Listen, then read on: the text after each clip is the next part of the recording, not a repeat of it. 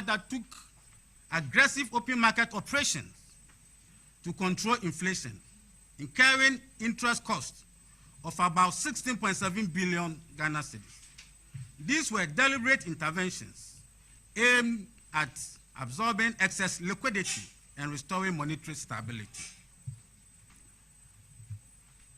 The appreciation of the cedi, while positive for the country, resulted in accounting valuation losses on foreign assets reflected as charges. Similarly, the gold accumulation program, which strengthens reserves and reduces foreign exchange dependence, generated accounting charges of about 9 billion Ghana cedis, despite its strong long-term benefits.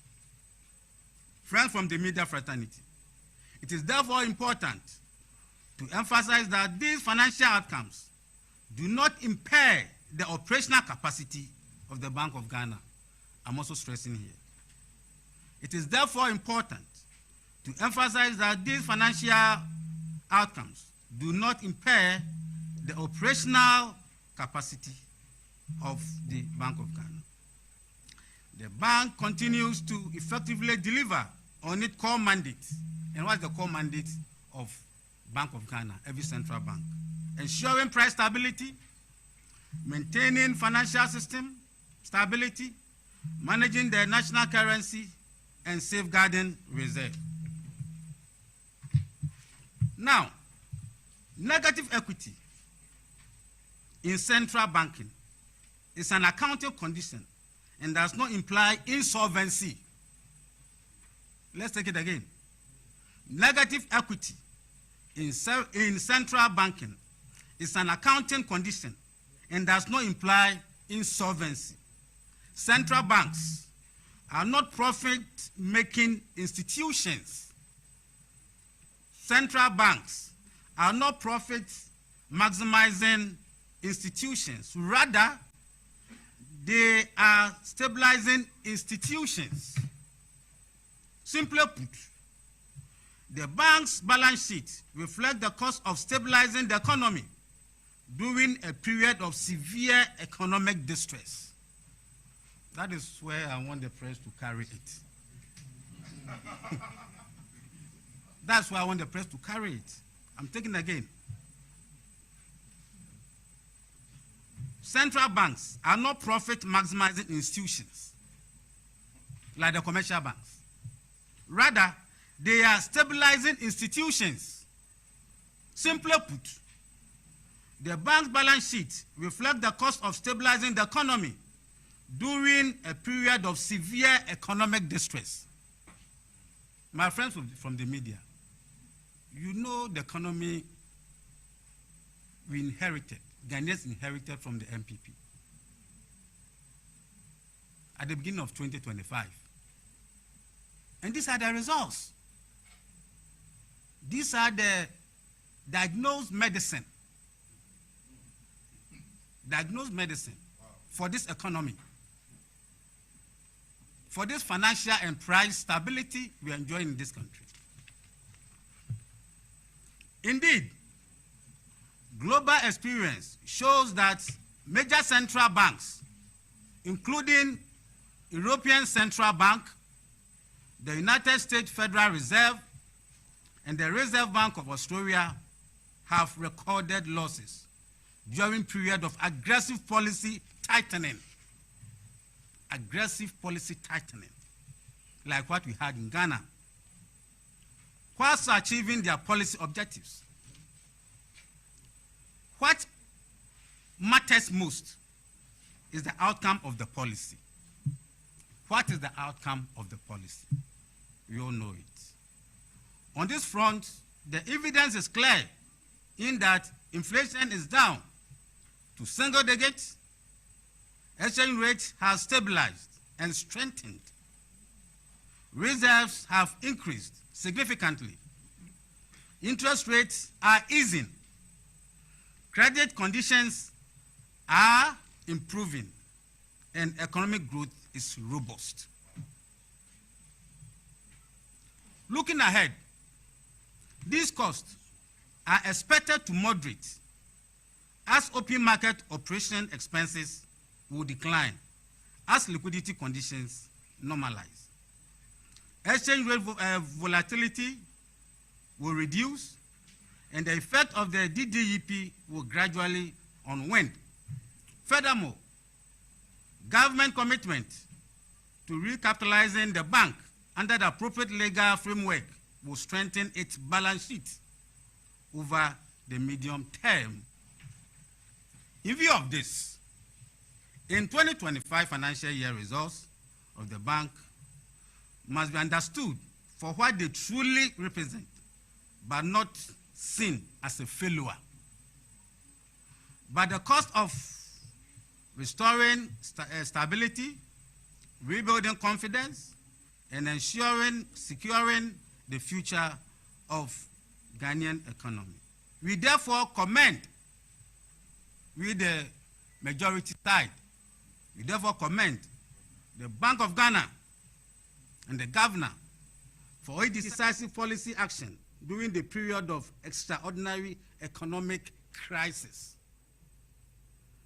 We also urge the public, analysts, media, stakeholders, interpret central bank financial statement within proper policy context, focusing on not only on accounting outcomes, but also on the broader macroeconomic results.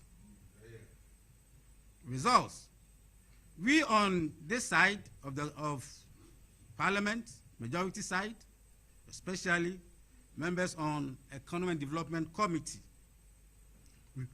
remains committed to our oversight responsibility and engage the bank and the other stakeholders to ensure sustained economic stability, transparency, and accountability in the management of Ghana's economy. Thank you so much for coming. Thank you. As you know, the World Health Organization, or WHO, defines universal health coverage as ensuring that all people have access to the health services they need when and where they need them without suffering financial hardship. That's an important part, without suffering financial hardship. In simple terms, no Ghanaian should ever have to choose between their health and their pocket. And universal health coverage rests on three essential pillars. Pillar one is about quality of care, access to a full range of essential health services, from prevention and promotion to treatment, rehabilitation, and palliative care that are of sufficient quality to be effective. Pillar two is about equitable access, ensuring that all people who need health services receive them regardless of their location, income, age, gender, or social status. And pillar three is about financial protection, ensuring that the cost of receiving care does not push individuals and families into financial hardship or poverty. This is exactly where we come in as NHIA, and this is where the scheme sits. We are the primary vehicle for achieving universal health coverage, and it is the engine that finances health care for our people here in Ghana. The bridge between a Ghanaian in need and the care that they deserve, that's where NHIA fits in. Every policy we make, every campaign we run, every partnership we form is in the service of UHC, and I hope that you will not forget that. Just wanted to repeat that every policy we make, every campaign we run, and every partnership we form is in the service of universal health coverage. Now, allow me to talk a little bit about our STORM initiative. Ladies and gentlemen of the media, I am pleased to officially announce the launch of what we at NHIA are calling the STORM initiative. It's a nationwide high-impact program to bring free NHIS registration and renewal directly to communities across Ghana. STORM is our strategy of mobilizing NHIA staff at every level, district, regional, head office, every level, and especially at the district level, to storm communities, markets, churches, mosques, lorry stations, and workplaces to create mass awareness and to support every Ghanaian in taking advantage of this opportunity. Now, for the avoidance of doubt, this is a landmark moment in Ghana's health history. Never happened before, and I'll explain why. You know, the NHI in previous years waived the 1-month waiting period for new and returning members during certain campaign periods. But what we are announcing today goes significantly further. For the very first time in the history of Ghana's National Health Insurance Scheme, we are simultaneously waiving both the registration and renewal fees and the 1-month waiting period together at the same time. This has never happened before. Previously, if you joined the NHIS or renewed your membership, you would pay a processing fee or premium and then wait 1 month before you could use your card to access care. Ladies and gentlemen, we are considering absorbing the Western Rail Line under the Big Push program. The completion of the Western Rail Line will open up the bauxite and manganese concessions in the Western Corridor and also make it easy to transport our cocoa beans from the plantations to the ports. Will also make it easy to transport our cocoa beans from the plantation to the ports. As we pivot to growth, we must protect the human capital that drives it. A reset Ghana means a healthy Ghana. Government has worked very hard to revive many state-owned enterprises that were previously in a state of collapse. I'm pleased to inform you that my oil refinery is back in operation. Government has recapitalized the Agri Development Bank and the National Investment Bank. The Tema shipyard is bouncing back, and many other state-owned enterprises are now running more efficiently. Ladies and gentlemen, I urge the TUC and organized labor not to sit back and look on aloof when management and governing boards are mismanaging their enterprises. Because when these enterprises collapse, it is the workers that suffer the most. And so when you see things going wrong, don't sit aloof. Point it out and make sure corrections are done. And recently there have been legal disputes about the constitutionality of the Office of the Special Prosecutor. While some of the issues are pending appeal and Supreme Court interpretation, government believes that there is space for an effective Office of the Special Prosecutor with special powers of prosecution. Government has, through the Attorney General, laid a bill in Parliament to give legal effect for the setting up of regional tribunals. These regional tribunals will help to speed up the system of justice. To ease the backlog of SHS and tertiary graduates who have completed school and are still at home, we have given clearance for the employment of 20,000 teachers and nurses who are currently at home. We've also given clearance to employ 40,000 security personnel at a rate of 10,000 every year from 2025 to 2028.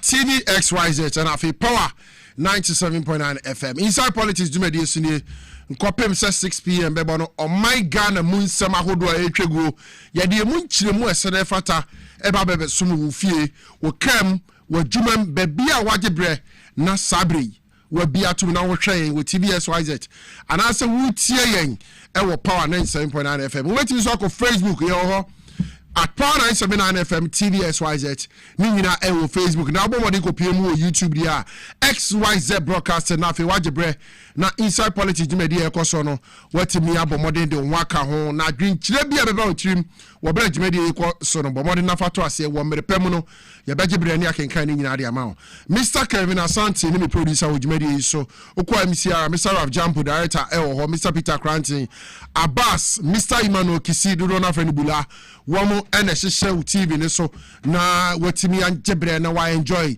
jimedi bi Lizzy and actually makeup no afei uba inside the studios ha William Sefa eni ni nuanum ne gina camera shirachi direct camera shirin na baby bia befa se beye na nso betimi enye ni je wo bra wo hwe jumadi bi abusia na mi amajebre na me di jumadi hu cha me di ama wo mi ni di enke obrempon the grassroots president okwap Mike Ania abri bia metina se pe me se kai eye pepepe yo eye yedie eye kwampa biara o my Ghana betimi afa so afa ne ntoma pa bidie fra na so mfa so de no atimi aka wo Ghana ni akoro ye wo de a Yankopon nhira mempreda sa biribia wo gebre si eni segmedi enfemum ene nsema hodo pi ana atwagu wa na ma wo de kan breaking news fresh ababa betom say here when you the former if you are part of the former officials of the S1 MPP government what are them are now why ready that is if sika didie bi ekos wo ka ho if wo manager padie bi a mo fe fine wo ka ho a you ready and we are the security agencies no wo ma akwakofa Dr. Kingsley Ajimai one no a former registrar Edema Scholarship Secretariat wo ma fa no wo ma man so Dr. Kingsley Ajimai ono da TV no so no oba TVSYZ ubehu no wono and the former registrar Edema the Scholarship Secretariat wama man so and some who do bebre I course so the Scholarship Secretariat under na Dankwa Kufuado and the Alhaji Mamudu Baumiano sabre ehwehwemu asase ekoso a yakwakofa Dr. Kingsley Ajimai jumadi ekoso no de be pie fima babia no ye beba ho ne de baba somo but sabre de Dr. Kingsley Ajimai the security agencies o ma peki no o ma man so se wo mra na nsem bi ho a wo montoto na no wey na Ghana for hwehwe Ghana for ni da so nie wo mo aye wo saye no ho adwuma wo mo afa sika no wo mo fa manager padea no monchi wom wey ene Ghana for ni age fiti no da ya PDS nipa nan ya chi wom Ghana for ni age monchi wom arrest them put them there munji sika no munfa jail in tato. Let this serve as a deterrent to other government officials under this government. So what you want to know him says of teku or fast sempoa and I say of tra ye begin pechi. Abusia send some no and ne ye kwa ye nim no de be pia fima be bia de be so. Me no dey can say bia na fo gusu ekuta empanifo yasemu empanifo nan ya PDS a under no not Dankwa Kufuado, Gabi Asari Ochidakomo, Baumiamo, Alhaji Baumiano, vice president. And in penny for who will be a yachi or menede, Womudine Wano, Mamemu Banchino. A Philip Ayensu, Viraj Fat, Sophia Koko, any justice Minka Premo, Sa PDSR, the power distribution services under the MPP, one more time with the electricity company of Ghana. You know, the share woman, Sasa woman. Nanka woman manage and I woman share the Ghana yen Niram Kania won samno AGD sikabe ye 8 months Ghana sika nyina woman di ankwanko si babia sika no man fama Ghana for and then Yoko BNI acheche wom amosebo ni akoso nyina e wo so obi yi ano when na Ghana for hwehwe keke every NDC for na fe akwan ayiye economic stability dollar stable fuel kama niema koso no eno na ababeto so keke ba Ghana fo ni da so pa ne se mo be tie MPP fo agum wo mo hwa ni mi se wuntumi bedam wuntumi be ko jail se be ye na so niema ne betwa abucha sensemi ye be bia mo di ama me ne wo dey ka say the Minister for Roads and Highways, Honorable Gavins Kwame Agbeja or Kwapro,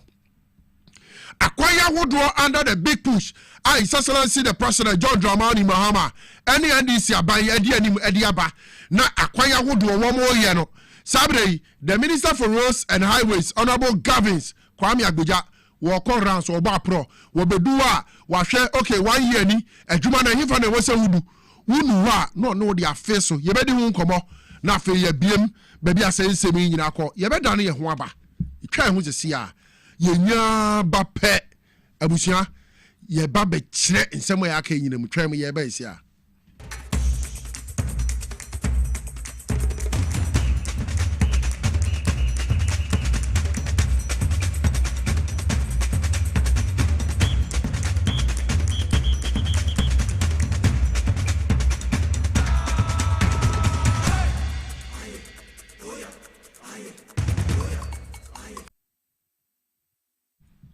Mesamo akwa baby about TVSYZ and afi power 97.9 FM. Inside politics du media sini midi de enka obrem point midi djumedi hu cha media ma wo bra metena sa akonya kase mu e de ama me boss me manager eye Mugabe Maase the capacity man commander of the 900 million angels and of frame me anopa no se obrem point je 1 million na said ye wotie no se me ma be 5 million Aye Jabeto studio ho enti 1 million ko na afi nefa ko boja na mame enti ba bibia na wie wo Mugabe Maase the capacity man commander of the 900 million angels boss you go so e bo adwa no e de agiram wachi den ya to adwumade no so de ama wa ha na yemfa we ntwam tew na afi ye to adwumade no so job training bi ekoso job training be koso a e was obi amfa ne ho enka ho a 24 hours American automobile service company is looking for young trainees aged between 18 and 26 for a car dealing and detailing and employment. A 24-hour American automobile service company is looking for a young trainee aged between 18 and 26 for a car detailing employment. Interested person should call this number. When it Jehosa obey say Jumedia, sa number in a fre. Na fe woman when ya Jumano 0599 777 601 0599 777 601. Na fe wabo modern na wako na say Juma kese ya bay youth utifie unia Juma biaye bomodern na fa number no 0599 777 607 a 24-hour American automobile service company is looking for a young trainees aged between 18 and 26 for a car detailing and employment. Enti ba won engineer sakonye isu na ko na fe womo no nkonko ye adwuma bosome so a waje wudi ekuchu na wudi agubotom na fe wani etimi age nti wo pese wo kona adwuma yekoye bia bomode na frɛ number no se na bi atoja no 0599-777-601 0599-777-601 na afi watimi de ho aka ho na bibia timi aye kama abisa told media no so di ama wo ha enne mo fa chame menya code kakra meaning say mo amotai hwe no ka obempo answer the voice assistant code kakra wo but ekwan bia so e wose yesum yetie ya ye de besom ye hwene ye de besom na wo maya gusofa ne ntema pa bi de afra adwuma we ye de yakoma so because ye nim adwuma we tumi ekita ye nim de adwuma we betimi aye ana say ye mu bia nokora ye de nokora pese ye adwuma wo krom ha no say ya nsomu sabri bia ye bepia ne ye gyae afoforo bia o motititi baabi no mo so mu betum futuro de agu oman na ni oman ne bebo. This is the fourth estate. This is the fourth most powerful ejuma kromwa. The media ye ho odiye tumi ekuta nya de ketwa ti abiribia no ye hwese ye de nokre ene pepepe ye obetum na ya ye njuma kama sade eti pepepe yanto adwuma de no so amfa mam. The Bureau of National Intelligence ABNI for 4 days ago, some few days ago, ache empeniphobia. Wamu edi yanim na PDS contract no etimi eye adwuma o man Ghana mu a ubakaya anda no non dankwa kufuado eli Alhaji Mahmood Baumia edu ba bia mu si dabi wɔn hwɛ the electricity company of Ghana wɔn adwuma ya na wɔn adwuma a wɔn yɛ na ɛnhyɛda nsɔani wɔn ntumi kura revenue kura wɔsɔ wɔn gyegye no wɔn ntumi gyegye ne yie eti no wɔn hia private yɛfrɛ sɛ institution bi ne wabama ne gye ɛhɔ apɛ na wɔn tam adwuma yi ana wɔn de hyɛ PDS nsa abusua wɔ kurom ɛyaa bosome baako wɔtwe the power distribution services for the electricity company of Ghana agidi sika bi a wɔsɔ wɔn gyegye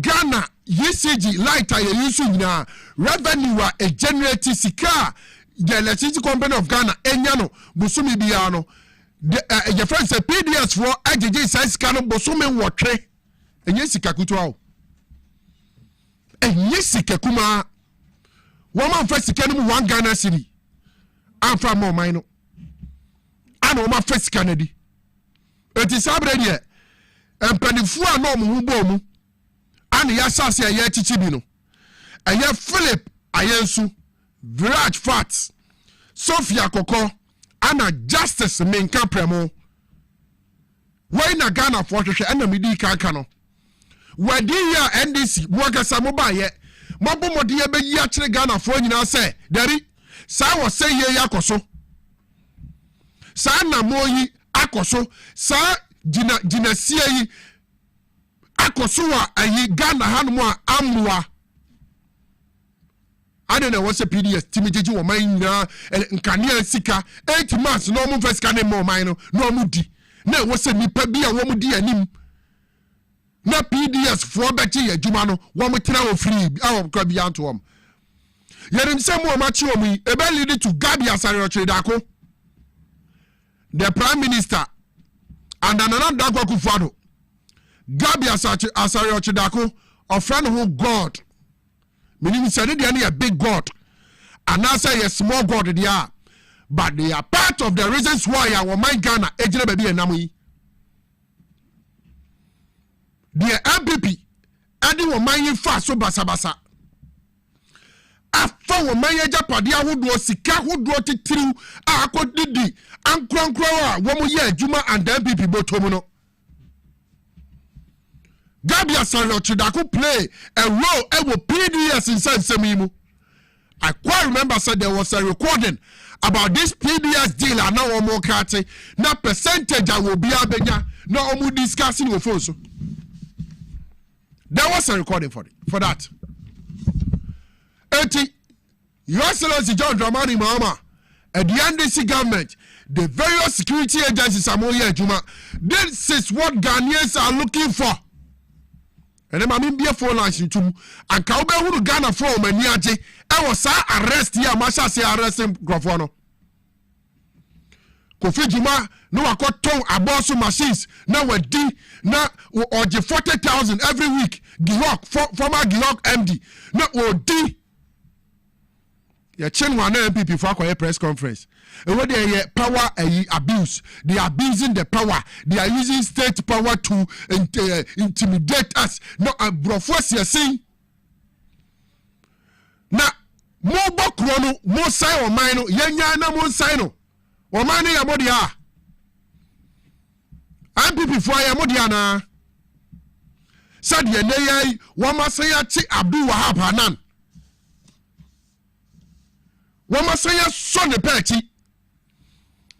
Tanka Tony General so Assembly Crown or the Abibentino, media me giant the Yoko Sebra, Abdul Wahab Hanan, one or you find Zamomra Yabachimo Mokwatina National Food and Buffer Store Company, NAFCO. I wasn't come on to a Niane Fema, the National School Feeding Program now. Sikabeye 78 million Ghana cedis farm on Sassano. Yadi Yanijam Yasham. Ready abide about 2 jar, a Daya Hudua, Abdul Wahab Hanan Quato. Sabi, Ghana Naya Odia Cross, Saja Padia Baby, and Gadi Yadi. Obakufu. Oje dia wo wiase wo awia we ase a enche bia ebebebe nani nipadia we dia sefom oje dia yi eti wonsa katumi ko di sajuma dia na mbua Ghana fo nyina dabi and was me Abdul Wahab Hanan, me name me name Busiafo, me name Nafufo, kwan bia so e beti bi de ensa wura on man bottom near Jessica near Kwakodina no na wasi ye. I was see a sign Nafco, I was see a sign of my Ghana. After Abdul Wahab Hanan, kwa Abredu he is now the current CEO Adima Nafco. Kwa improvement eba. Kwa kwanya wo ma shase to enuane egu warehouse ahodo mu a me no ka say Ghana warehouse or store enuane ni nyina ye ma enuane a wo mu twende koma free SHS foi still warehouse ni nyina ye ma me no ka say there is rice glass e mo ababu so ama hu nsem ukọ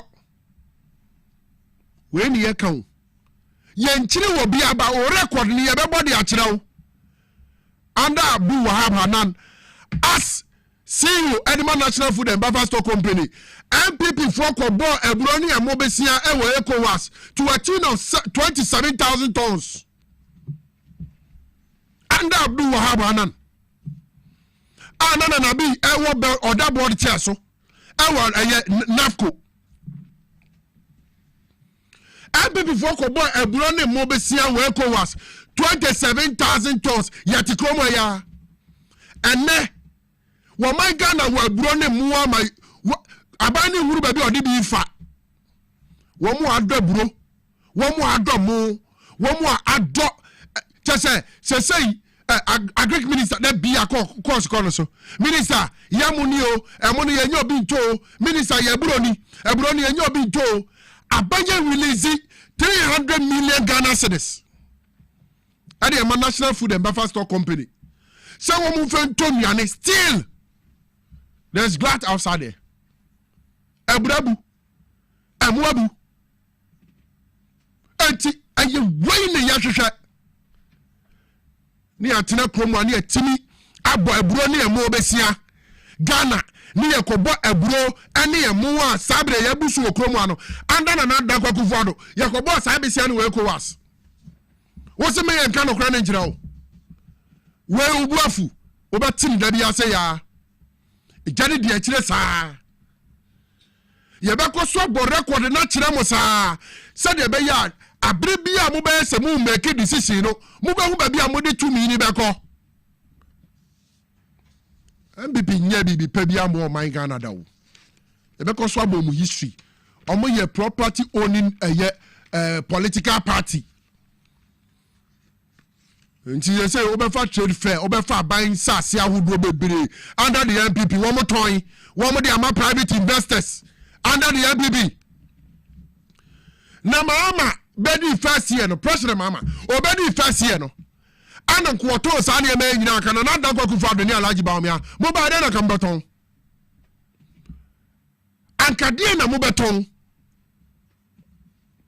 man sase nyina ya fa mo fa wo pedi ayi kofa wo pedi dan kofa wo tua 20,000 you okay prime areas amemwo basa abi before be fa Ghana say o majapade na sabi wo japade kwa wo be ne basa sanya wo be ye Ghana yi your excellency nanado wo japade awo no wo be bulu basa sade wo ne ba wo me mo betra o man Ghana so na mo bu o man ne basa no modi ahunahuna atu nipa so no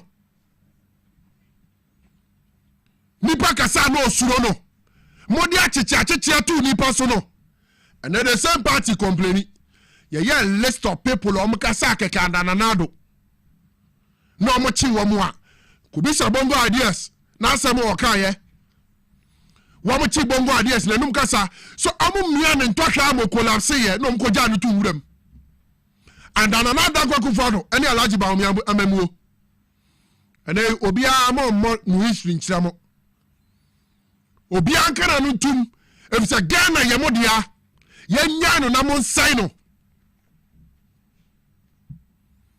ene ba omi ade ame say so mo friend children service cra or the platform the bear politics alaji ba omi say children service for edi on anniversary na so omo friend ba omi adu wa onya do ope ebeye no politics or the better than political show. But bibiara obenya opportunity. But some of us are yehunu. Alaji, tie me ye. Some of us are yenim say wo bibia uni we utrim a wo betimi dia edi wo man yi so. Enipa edi ba omiati nyina ye nipa. Wo mo ye pesami nkuminyafo a wo mo hwe se ye piapia ba omia ne ade ni sisu ya na yen ya sai o man no na ba omia bedi ade a den no betimi aka okroma alaji ba omia se de bibia nsi kura na osiri obedi ade a ede no betimi aye okroma wono ade decision mu obi a wa vice president o se ya man kwa me na anya bibia at the same time ade bia esi ya eye papa ketua bi e wa MPP no ba omia so no ye digitalization. Who be the idea no now we are economist. Who PhD ekuta no. We are economist. And we in 2008 na ba umia who kuta party card. Nanso na nadu dan kwa kufa do bisa MPP for say. Ba umia na ye economist. Aw betimi ande economy. Me na nadu me ye economist. Na mun panifo amose mun pene ma ba umia nya me running mate no. Who betimi aye economist papa no. Fa no bra. Diba mi ebedi 2008 no nkuta party card. Nanso wo mo prima ye running mate. Then na be your mind no. 8 years I will be here, the Vice President of the Republic of Ghana and head of the economic management team, Professor Jambafro, Alan Kojotre Martin. Wine. Penny for wo bo mano, ebubo dino, mo $4 na free 4 cedi, ma me fama mo 4 cedi. 2017. Mo fa no 4 cedi. 8 years and about me, what you go do ahe? Now, when the fundamentals are weak, the exchange rate will expose you. Now, Alaji Baumia, can you ever compare the fundamentals? Can you ever compare the exchange rate under your government and the NDC government? Say, can you ever compare them? The wo Baumia, the wo kasa otieno, ne wo ya me mobo. Ade ba ko ye me mobo wo kroma se sia ne se MPP for your program na me hunu se nkrofo gina ho see me hu na me wra ho se MPP for say ye say na Ghana ni ahu wo do man we dwa wakoma so eno me boss Mugabe ebo video bi wa audio bi efi Kumase na wabubo empanifo bi din eye napomo MPP fo bi a wo wa Ashanti regional wo fra district managers of electricity company of Ghana no mo de jumadi en sha mo sase wo sada no mo ndum light ni wo Kumase eti district manager we ba wo fa kodum no wo je ya cheche 150,000 Ghana cedis allegedly. Yes, allegedly, yet Chadiamomo. Some money says cano, Namunko, Naya Modundum Caniano. Ah, na eno me share program na me say anawe. Ayo bi wanwana. One air woman is asona me hwero. Sa some ya beto bonti. Audio ya eno me boss Mugabe Maase the capacity man e boy ye. E wo dwumade ya so no. Say sadia na ekoso wa Asante memo no. Me ba cho wa ye ongonwa no ma onsa so na me hwe aya ongonwa sa MPP fo beti na ye sa aya wu ene na wuni ma manyo ku a udi akire no say ya ongonwa ye wu a then you don't know MPP but ye mu bi aye nim sa manyo ku no sa de we enye ye nwanwa ketekete pia ho enye ye hu wo mo betimi aye manabro sa me say anya nwanwa say ye change transformers ewo area transformers area so many years I am mere ntinsuo mu na kura na light go off now they are baway His Excellency John Dramani Mahama and this NDC government the energy minister John Obla Ginapo agene ebo bill agene da agene ne man ho wo se da bi yes set transformers nyina said the beya the oil coastal benya stable power The oil babble shop benya stable power. The otini fie benya stable power. Company say here benya obia benya ne power no dia ye adwuma. Saa time no ane jato akoso mum. Onyene ho ye. Wabra ye change transformer no anya stable power no. Saa time no ana akoso mo power control center ejatom.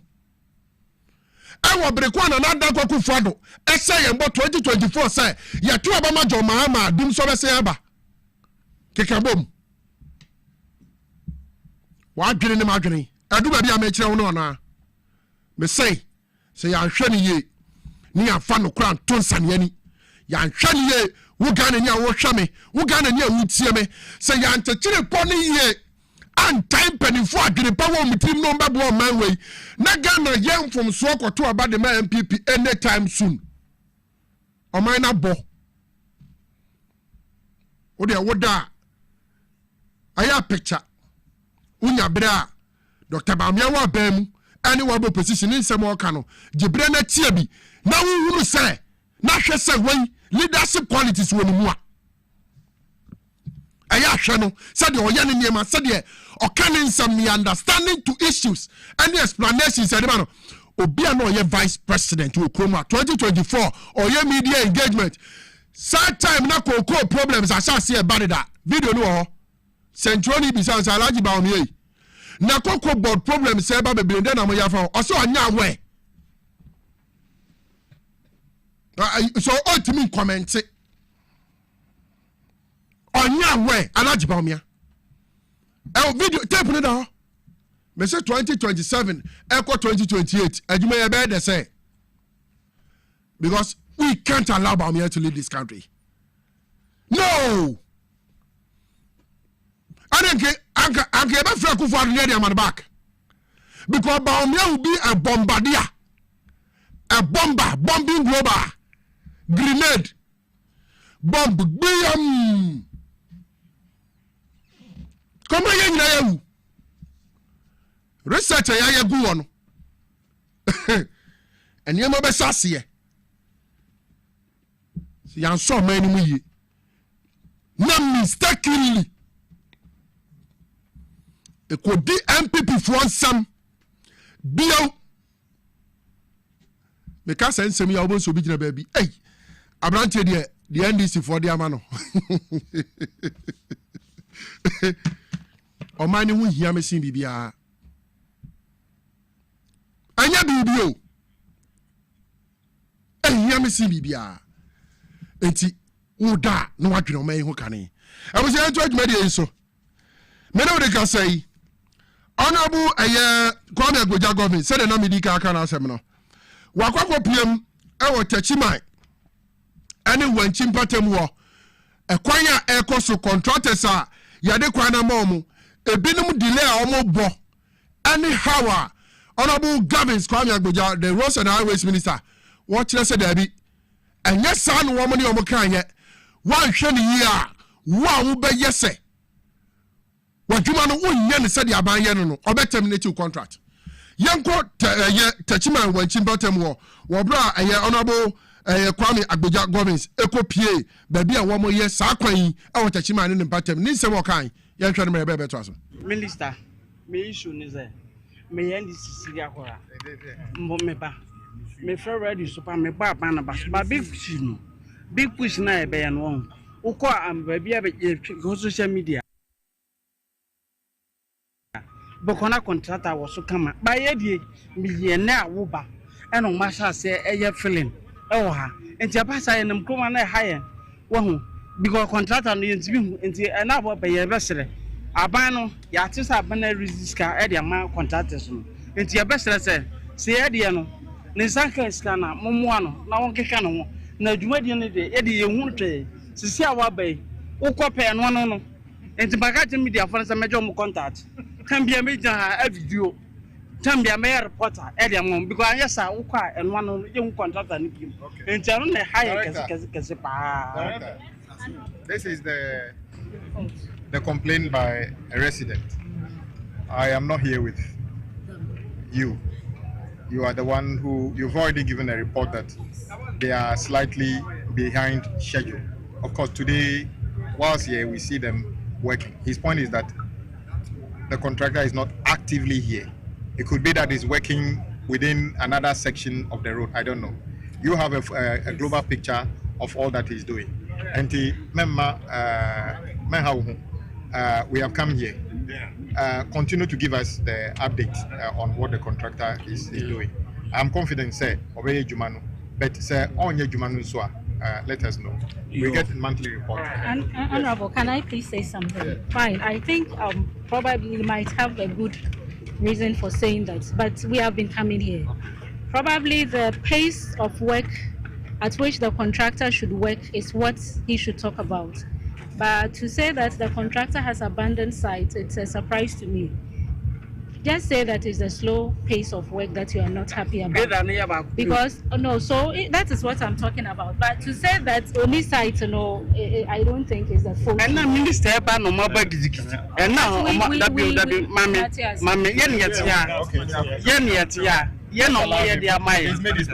we want to see the more equipment and the pace of work.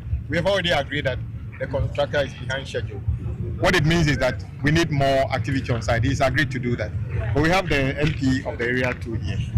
Yes, thank you, Honorable Minister. In fact, I agree with my younger brother. Okay. But then to say that they have abandoned site, that is not the case. Okay. They are actually on site. Okay. But the pace at which my people, the people that I represent, expect them to do, that is what I think is not convincing. Okay. So I've engaged Simon himself. Okay. I believe he's around. I've engaged him. I've been to his office. Myself and my DC Chief Executive, is our constituency chairman. Okay. We've done a lot of work. Okay. So today that you are here to see things yourself, I believe you are going to check the work done so far. I believe that once they have received some money, definitely they are going to up their game. Okay. And at the end of the day, within the coming few months, we are going to see massive improvements. So you should be rest assured that we are not sleeping at all on the job. Okay. Yes. We appreciate the feedback from the communities, because road is such that and we don't take your comment kindly at all. It is very important part of our checks and balances. So don't worry about that. We've heard you. The contractor has given the commitment that from now his pace will be better. And he number. And he has said ube from there, ultra video no, send it directly. Okay. The Honorable Minister for Roads and Highways, Honorable Gavins, Kwame Abuja, Anna Huno, where Techiman, and Wenchi, Equanya, Ecoso, 1 more year. Contract on 5 months near our 66 million Ghana cedis. A fain a war clear baby kula, just say, or Anyashi, or and lady no minimum position Kitano. Obapa Yenia Brio. Abai. Speed ni eje Kitano no. So when was the last time Muhu say road minister and in Namkwasi say share ya share under your friend is as Subuachi ya share Papa Bakuyo Dika your friend say Amakwata. We saw them when they were roads and highway ministers. We saw what they did. And now look at Gavins Kwame Abuja. Until them ACC so or the man you beba share say 1 year juman said your pa or beg juman every with some honorable sir contract was sent out trim said okay na mu share court na fair contractor wo de juman man was site one anka de ntie kwan na delays and omra na nka honorable member trim court because minim say any agreement amon no coin no after 5 months of payment ade na asi kwan only equipment or the bear kwan wana eda asem ana ma kwan onya wogusu jato wo basabasasa ana bo ko to say twa contract num monyi musika mo permanent for the whole lot of good contractors are one more pay adwuma ye no ma ye ne ntam so mo twetwa mu research no mo ma ye hunu research no am so to adwuma de no so na Honorable Governors Kwame Abuja was inspections here woko ihuna nso no okopia mu was Savannah honso ekwanya hodo upper west region wonyina wonina observe said ekwane ekro na the way contractors ni bi ato omobo ye kwan no honorable nenye ho ye hwe dem ra na afi ye nto adwumade ni so. No, hold on. November or 1st December? 1st December. 1st December. Yes, please. And you have, let's assume that you didn't have 7 kilometers, you didn't have access to 7 kilometers. So about 38 kilometers was available. Yes. What were you doing since that time? The design side. Design. Have to do the design side. Yes. And this road that existed already, what are you actually designing? Because this is the chief executive who tells every contractor on this road it's an existing road. There's no real design for you to do. We've actually done that and submitted them. And to actually add to what you're saying, you are right. But then again, so far as it's a rehabilitation, there are some errors we have identified. The curves, some of them are being corrected. Per the design, Chief, Okay. Minister, just say what you want to say. Because you see, your justification, you can say anything you want to do. Yes, please. You are simply not working. This is Maripoma, it's a big company. Yes, please. I know you know. Your company was not set up just yesterday. Whatever explanation you are giving here is not the reason you are not working. If this company were to be one of the companies that was set up yesterday, That is correct, sir. you understand? You are in possession of one of the largest portfolios of road in this country. Yes. You are simply not delivering on majority of your portfolio. And it's a national security risk. Do you know what government is facing for you not working on this corridor? We are actively on the ground, sir. You are actively on the ground doing what? What are you doing on the ground? What exactly are you doing on the ground? You are simply not working. And it's not because of anything that somebody likes you or somebody doesn't like you. You are actively pursuing us to take job. You are not doing the work. You're not doing the work. It's not right. You take job, you keep it. You are looking for new ones. And guess what? It is not only here you are not working. Majority of your portfolio, you are simply not working as expected. And somebody is going to tell you the truth. It's not right. Honorable Minister, please, with all due respect, the contract is 24 months contract. We have just started works. No, you shouldn't have started now. You should have started last year. Yes, please. So what do you mean by it's the 24 months? You see, almost all your projects, you have failed to deliver on time. So when you say that the 24 months, so we should wait when the 24 months is due, then you can determine whether you are not. Because even on feeder road project, you are not delivering on time. Little project, feeder road, you are still in abeyance. I want to apologize to you for how you are feeling. However, No, how I'm feeling. I want to assure you that this corridor will be delivered on time. Take my word. Listen, I even hear this from the owner of your company on smaller projects, and that was still not done. 10 kilometers of feeder road, you still are not able. Oh, I'll finish by December. December is 5 months away. You still didn't finish on those projects. Somebody's going to tell you what you are doing is not right. You draw down perhaps one of the largest. Your company is one of the largest drawdown on government purse on road. When was the last time you finished any project? Tell me the last time you finished any project that you have been given since in the last 5 years. No. The Honorable Kwame Agojaga is no send the Buafu Sarum. Big push project now. Atuapeti wa my Ghana hanging and contractors Libya or Magia Jumano. One slow a project no. The I am in Wanga Kakra wom a Maripoma Enterprise Limited. Mel. Because speeder wamodi jina of Anko to Insawam Quine Sono. Personal many J. Abribiano me bomb Maripoma Enterprise Limited Abaso. Again, Asasa. And most of these road projects and our big push here, Wamadi Amano. Contractors ni bi oha no mo kwai no so de that from another more time. Akwai ni bi oha na ye de ama contract de that but na wo ma sika mfentuaka. His Excellency John Dramani Mama ni NDC aban wɔn de saa kwan ne nyinaa bebree aka big push project yi ho eti saa contractors in Maripoma Enterprise na dankwa kufa do na de kɔ pɔkɔ ase kwan no so ana nyuma a aka wɔn de ma no nanso sika ni wɔn ti na otimi nyɛ now Ghana for kasa because and this yaban ya bomode atua sika first one ye hwɛ no 66 million Ghana cedis 5 months achi wɔn nya adwuma bi a ɔkwan no so yɛ Ghana for bi sa sɛ wɔn mo tete sɛ saa contractors yi kura no a allegedly wɔn mo wɔ kwan so no sɛ aban ne mo project no a ɛsɛ ne sɛ MPP ana ni wɔn sɛ project na asinji no na MPP fo nso ahyɛ kyire ama mu sika sɛ adwuma no mu slow no adwuma no mo nyɛ ɔmo yɛ sɛ ɔmo ba na mo tumi ka no makɔɛ kakra na mo atwe mo ho could that be the case because company for me nti ase o sɛ yɛ bɛ ma o sika wo so wo yɛ adwuma ya ma o sika sɛ gye fa kɔ yɛ adwuma no na wo gye sika no ya wo nyɛ adwuma no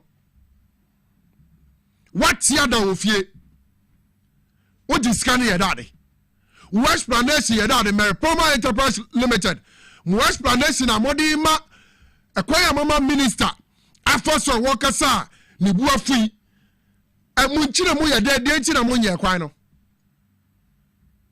ɛdentia yanje de Ghana fo bi ɛka ntum sɛ ɛyɛ bi before na wɔn asɛm kutupa sɛ bɛyɛ na adwuma no mo nyɛ ne ntem because of course said your mampani John Dramani Mama any NDC aban wɔn ma yɛ sɛ Ghana kwan ahodoɔ a asɛ yɛ atete aprapɔ nsɛm ne nyinaa wɔn mo bɛyɛ no wɔn mo yɛ nwie adeɛ na MPP bɛbɛ ka kyerɛ wɔn mo adeɛ na MPP aban ne kɔka said the allegedly yɛte sɛ ɛyɛ MPP fo nam Kumasi a wɔn mo mema district ɛyɛ managers UCG district managers sika sɛ wɔn mo nhyɛ da endundum akanea no.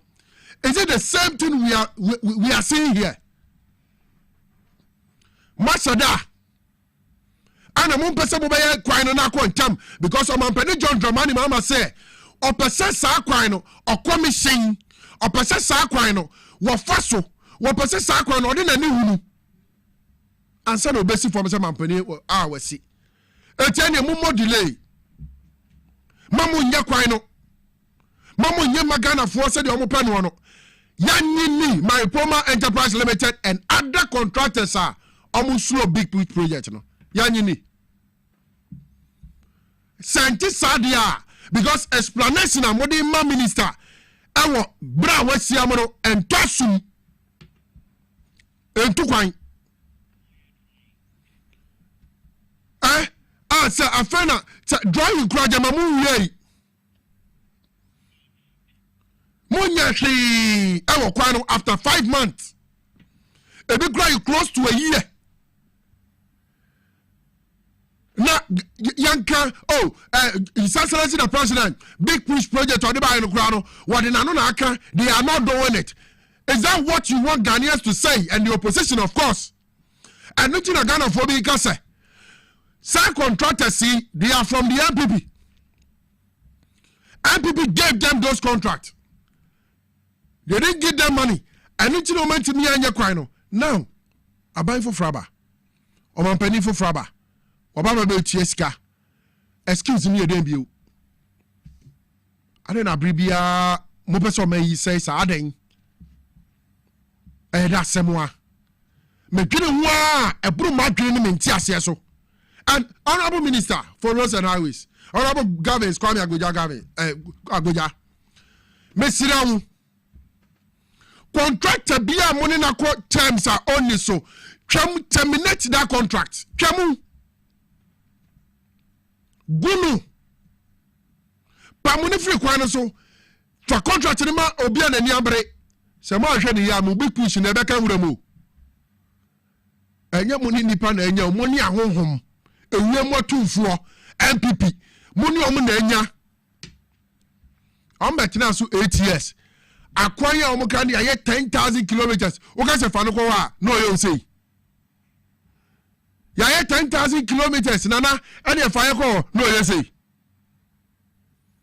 Eti wodune se wɔn baba bɛtena hɔ sɛ saa big push yi a contractors a wɔn di kan ne wɔn hyɛ aseɛ no wɔn nyɛ ne ntɛntɛm ma mo ɔnabo minim sɛ wɔn ni abere sɛdeɛ na wɔkasa wɔ video no mu no wokɔto bia wɔ atwa contract no mu bɛka kyɛ Ghanafoɔ sɛ wɔn nyɛ adwuma no nti wɔatwam ɔyɛ adwuma no wanyɛ ne yɛ akyi ne tom gyew sika season asset biara ɔman na ɛwɔ sɛ yɛyi o ɛwɔ sɛ Ghana ni bere nanso enipa a yɛwɔ mu a yɛne ɔmo te no ɛhu nti ɔno aboma mo mfa ne ɛbɛbi ni agorɔ abusa ayɛ TVS so Isaac ana afei power 97.9 FM inside politics dwumadi yɛsu nie yɛbɛkɔ victory garlic mixer fo aso ɛyɛ ba nnuro a wɔn wɔ kwan yɛ fa so na asa ɛyɛ yɛnyɛ okay yɛnkɔ na yɛnkɔ nkɔhwɛ ɛyimbra asa ne ɛba yɛakɔ victory fo hɔ yɛnkɔhwɛ ɛyɛ big expressway kɛseɛ a ɛyɛ His Excellency the President of the Republic John Dramani Mahama ne NDC aban wɔn ba na wɔn si dabi sɛ wohwɛ Kumasi kwan yi ɛyɛ face me I face you tena bia anadwo akwansia ahodoɔ a esi wɔ Kumasi kwan so no ɛnyɛ bia na ɛyɛ saa ebi na drivers ne da nti o veer off ne kwan ne kakra pɛ ɔde kɔ sia VIP no ɔde kɔ sia trailer no ɔde kɔ sia tipper truck no ɔmampani da John Dramani Mahama se dabi wɔn hunu sɛ sɛ kwan no eku nipa bebree dodo nti ɔbɛyɛ expressway na saa expressway no ɛbɛsa sia finkran ha akɔ Kumasi a ɛno no ukwa ne be 3 or 4 lanes ko oba 3 or 4 lanes ba na barrier kakraka se fifi nti wo firi ukwa mkura wuntimi fe nkobo obi diem na ma ye ndwumadie ene obi betima atre Kumasi kura obetima ye dwuma wa Accra eti ye bema ya nkwa ne aba no ye ho ye ha obetima afi Accra within 2 hours obetima wo Kumasi with the expressway me na ode ka se abusia asase na esane se ekwan no ebi nam thick forest na enua ne niema wa akwa mu nti no now the Ghana Armed Forces engineers a wom so wom na wom nim sadwuma yi so wom na sabre yi wom asase a wom bu niagu omo clear vegetations ahoro a ebefa ekwan yi befa eye saa bia yi ho nyina me no ka say omo clear 17.75 kilometers out of the 198.7 kilometers from Accra to Kumasi Expressway no yanhwe mra kwan ya Ghana Armed Forces for womo bua no ma clear kwan say beye na expressway ebetimi abaso yanhwe mra.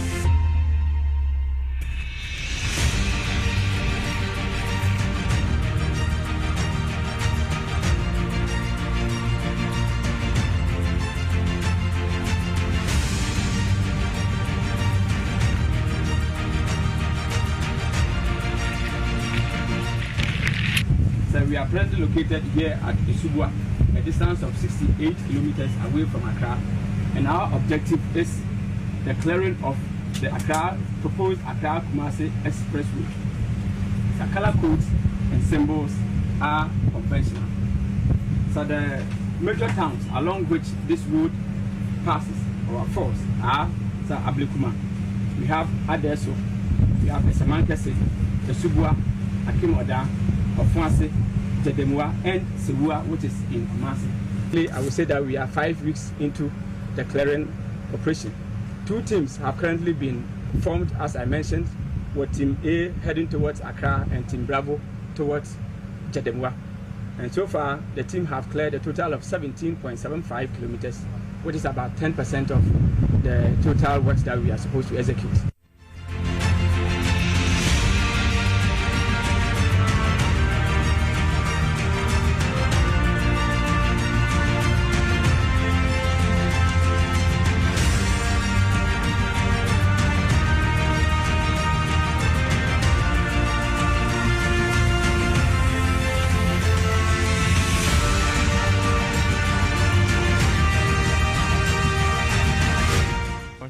there's a swamp just at the point where the road is. Somewhere there. Yes, we were somewhere there. Okay. And then we have come all the way to this. So this is the farthest point we have come, heading towards Kumasi, sir. So we are now at kilometer 74, and then Kumasi is at 175. So we are about 100 kilometers away from Kumasi, sir. Yes, sir. So we have come all the way from Accra to come and commend you for being in the field all this while, waiting for the right equipment for us to commence this particular project. Now that we have everything, it is all is set for us to push ahead, make sure we meet our targeted KPIs, and then do a good job so that we can be able to clear the right of way for the Accra-Kumasi Expressway project itself to take off. But with what I've seen so far, I want to commend you for your yeoman's job. We know it's been difficult, you have left your families, but you are the guys who are now lifting up the flag of the Ghana. They have been assessed by the valuers already, and we've been given the go-ahead before we go ahead to destroy them. But once again, thank you for your hard work, and let's see how we push this through. We have given ourselves 20 weeks within which to finish this particular exercise. So give it all your best. When there are issues, within the shortest possible time, let us know, and be rest assured that everything that you require for you to get this job done will make it available for you. Na eni age kese because alefa fese no enye bia bia na be hu bi do bi ni o ma say there but arehwem wo say o menya o compensation no ba kwan yo me be boy achema say be boy kese pa nka cha ban le say ye bo na baso yankopon hira no le mo ye didie ni say obaye nso awie ye nyina ta na chi ye sunsu mu oni kan nyina ta na say wonye wie na dwuma de ni na nkoto.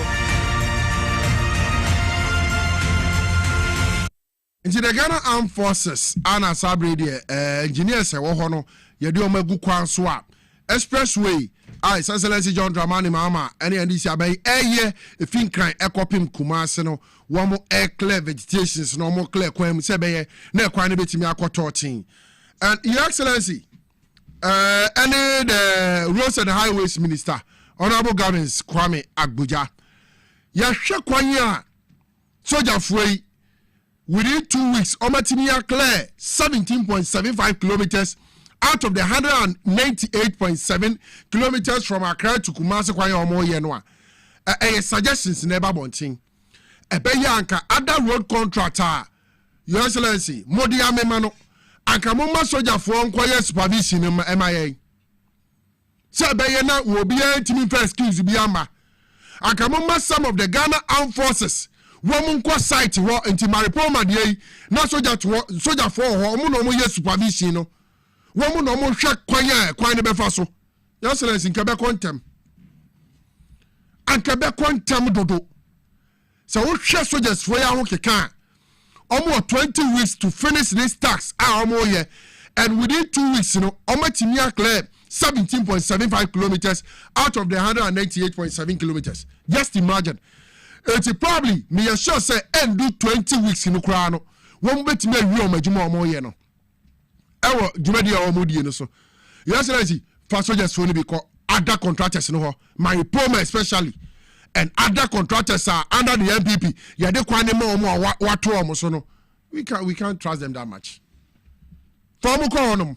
Na Ghana for ni bi nso kura ka say anka express road the way kwan so no na anka in the middle kura no anka railway so betimi adem from Accra to Kumasi a. Your Excellency, anka pressure so beti ka VIP for mo ho so a na mo to ticket mu no anka mo bus na je so mo nkwafo VIP for bus no anka je mo for ma de the express road we ba na railway nam finfi etu pa be full train wo pa be full bus fo kuta tete Ghana forte Ghana watimi afu bi akwaba etu ti Kumasi a wo ba juma 7 am ewa Accra wo sore 4 ye fresh 4 am a me ba to 6:20 na ogina nkran wo wura jumam wo po a wo di 2 hours akoback wo ba tene Kumasi a ye juma wa Accra umbe wo pede ade. Your Excellency, my soldiers for ni bi nko Maripoma for my. I was going to media so the amount. I TVS1 and a power 97.9 FM inside politics dwumadi esunie yanko victory garlic mixture fo aso ye mfemra enu amu wo kwan ye fa so asayare ye hwemra wo de o ma kopa bi na beboa wo enua victory garlic mixture na wati ni dinatiati ni se na edro ni tie na no pasem ne se edro wi adwuma ye titiri pa ne se ebeboa ananana ne srade e wo ni padua ni muntin mu ama ohu atowkura de dika obabi wo ho a okomfikyire a ema edro a wunya ye victory garlic mixture ebi kura wo bekwa ewie wo ansa na ba ye victory e na wunya victory no ma na usumi biara ubenya ufikyire akwa empa ho kura eno de akira obi wo ho ani ti na tedwa no obi wo ho ye adwuma kakra bia no abre na nakoma bɔ ne periperi ni nyina ye mogya entimi mfa akoma no nkwa adwene mu eno ne kofa saa de ne ba odofo mesrew so wo ho na wonsɛm ta adwew ebia wonsa no sei ana wonamro mu na esi fom no kura adwew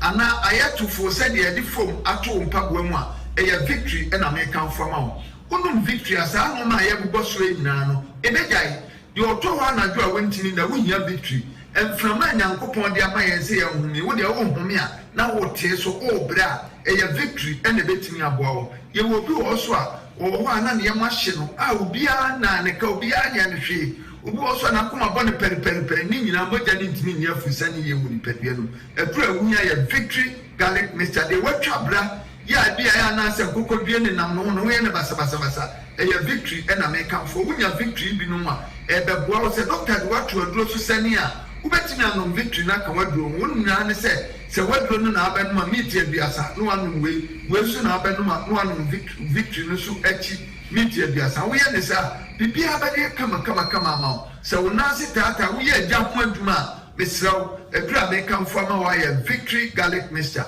mesrɛw nipa ne bia bia danse a yɛpɛ sɛ yɛfa wɔ ma danse na tie na sɛ wo so kɔtɔ a wobɛnya saa danse korɔ no a ntwe mi mpedwa mi ntumi ni di mi yare so mane ko be 12 years di man no ndo kan mojedru 5 minutes de kin matutu na se na meti tv ntumi na me hwe na mu se motan drobi esi victory herba victory garlic mixture de mi mpedru sa wa modru no asa modru no eye papa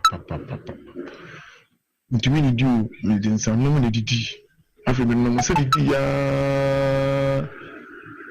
na afi insan afi no ntumi di bi afi mi di ma edubone sa wi semi eno so no ntumi di eno so bi mu sa afi de eno so bi du bi no ntumi di bi afi mi hu de me nya no na ti edo no kan o tv so a na me kutu bu ni me edo no anopa eni awiani anwure no ande no si afi nyampala mi no bibia ntumi di mu si afi na toyota no ko ya black masa modro no die edoni na nyame hira mo aje me pa me problem ye menstrual pains nda ne kakra me so me nya me menses no bosum ni ma me bre pa me brankasa me timi to tondro no na ne se man ti se yesi ye bidro ha na makoto ba bia me we mtimi fa ka ekọ obi kru so ekoto bidro me timi no bi chese na victory ni in fact I don't know me die wo mu die me ko tobi me tie advert no TV so sada na me sorry anwunwe na me ko toye na da dana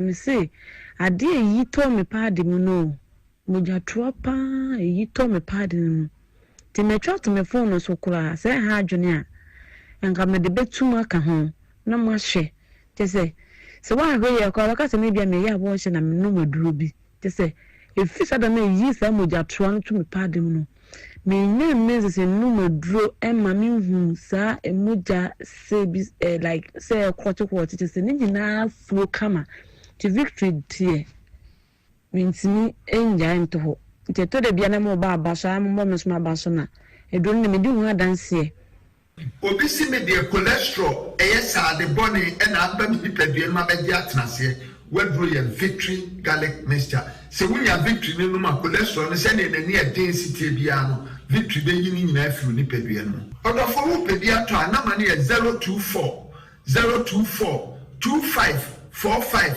633 024 2545 633 and 020 129-3280 020-129-3280 eya victory mkunimdie ni adebramo.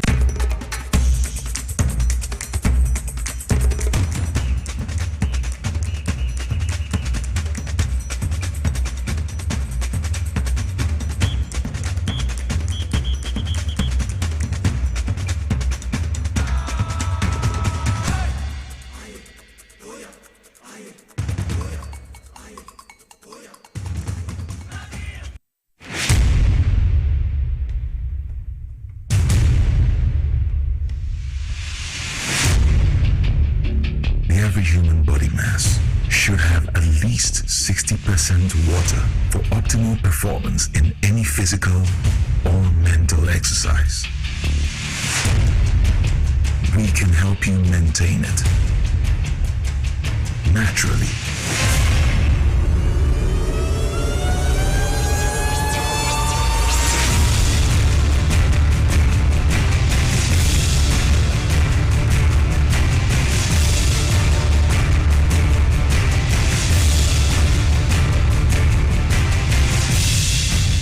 Natural mineral water. Simply natural. For bulk purchase, call 0596-273-546 or 0596-273-547. This advert is FDA approved.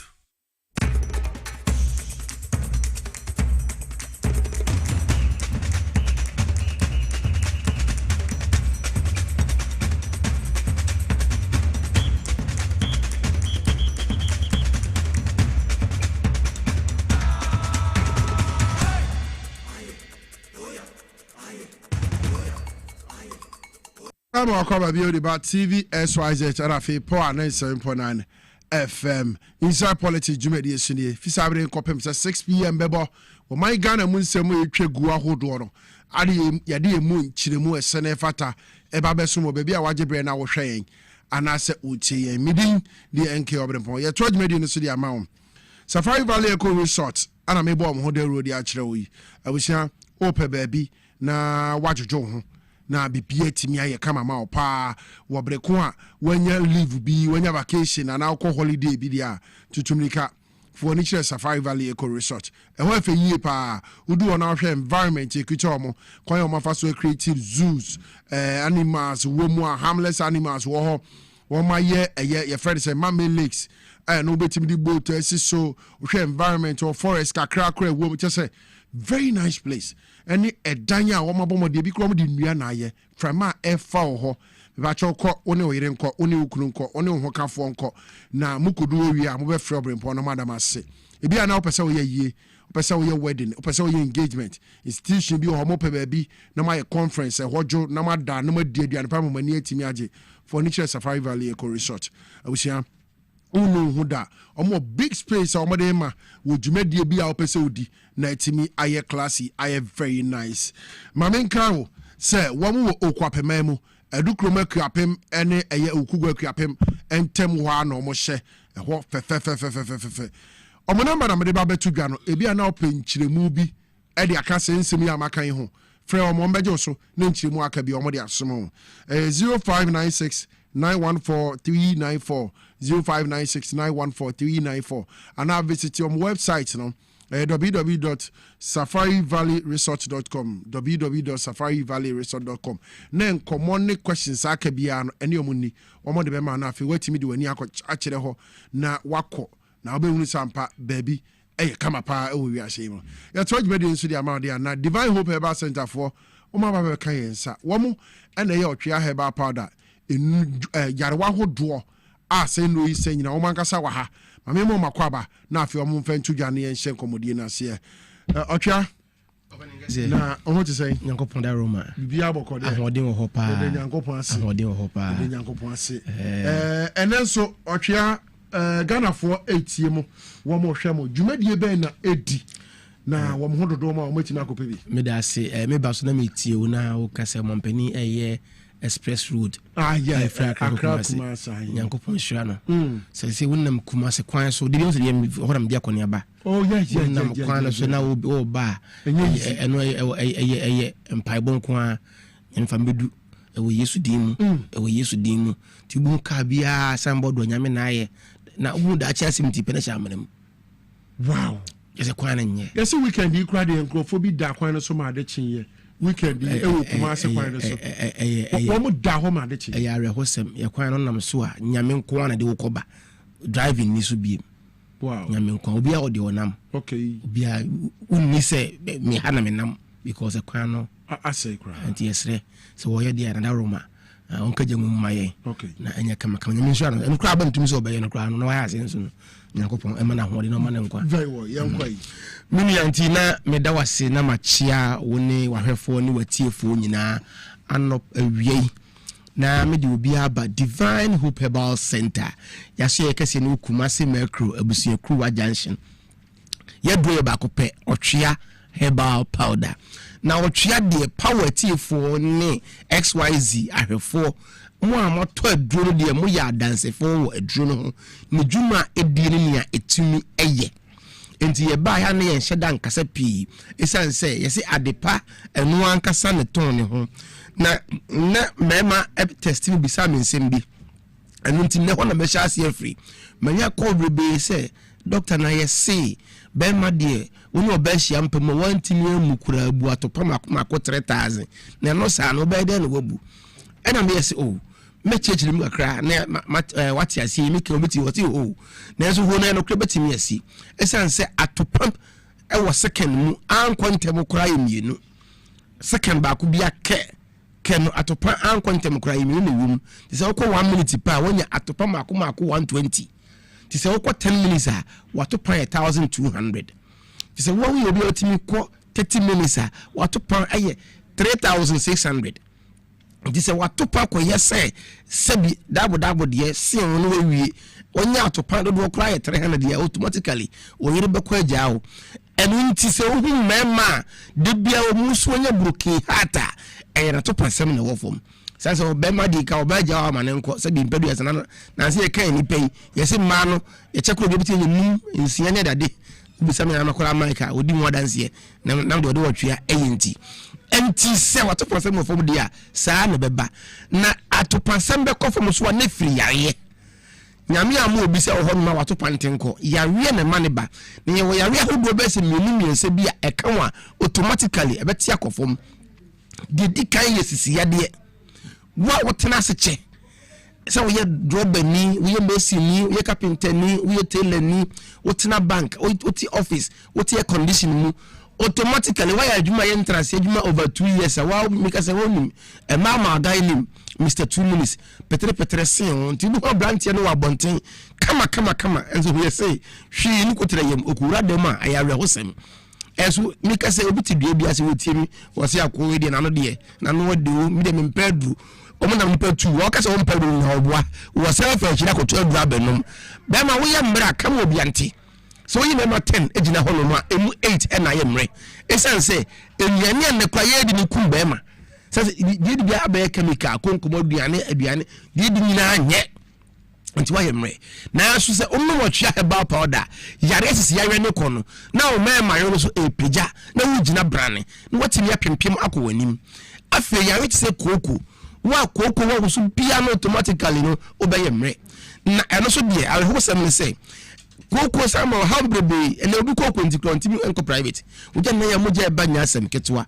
okobi na atwe ba obi yam tini bomu ku nyasem ketwa de bia obi asmere nti makora Michael say boy niti area ngoko ni na wotumi na takere no so ama say ngoko ehuna no mu dwane ene afi pete takere no ma fori ni wasum e kire say koko begu ani ase asa yewu na so no kwere say yem nyano ma na say oba no mpe 2 minutes o mpe 3 minutes o wa anya age kraba no 20 nifa gina bana na koko awa be ma untimi nkoda wa yere ho aye 2 minutes na so wonu otwea heba powder nyam timinti ya wie koko ne kono na wugina brane na ya na me yeta pese ye no China phone aphrodisiac mimi nka se jai no me se wu kwan koso anu ma no nifa ge match na acha ye 5 years oba no ankore 10 empeja ese ni trase ye wi hono we ne hwea enye ye bi na so wonu le no papa ai di mmia bana mmia hini se se wotwa heba powder ya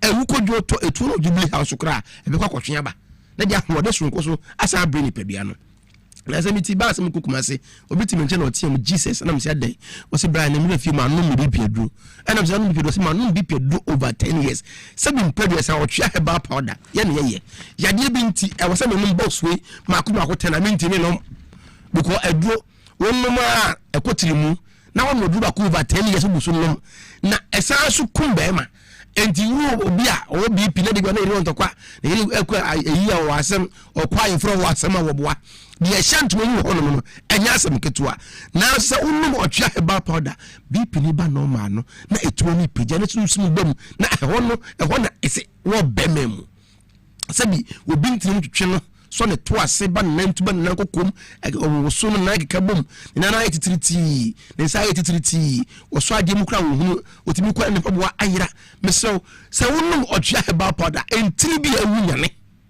na hode so nkobrinti na obu stroke odum na wanante o se adanse aba o bebe me wo ma o se apeja sense entiri ni na nane enyane ma hode so nkode ebem watimi apempim ko wanim se bi mi se nipa wo na okoba le fie na beja enunti ema yare nka wonto ho no ya me kan se obabi wo ma se ni kunu ena wo fie ni kunu ni sika okoba ha no se disi na omadi de bia no omadi onfa obu ma oba no sense okun ni sika na nso nyame pamu eda ni kunu bewu sa de na oba no hu se se na mi kunu ya de sense okoba de biara de wonya bibi na na de okun to fam na na dwena no ekoma ya sese de no enti se wona ya busu etia ema yare account ho pe otwa ba po de chida kwan wo yare wutimi no enya nyono enka eni achi wade bia se wono maduro bi se wono nsa so enchiri bibia de yes obenom wo ti ba ko a na de gunsu ohiem sa wa se ti no wanom anopa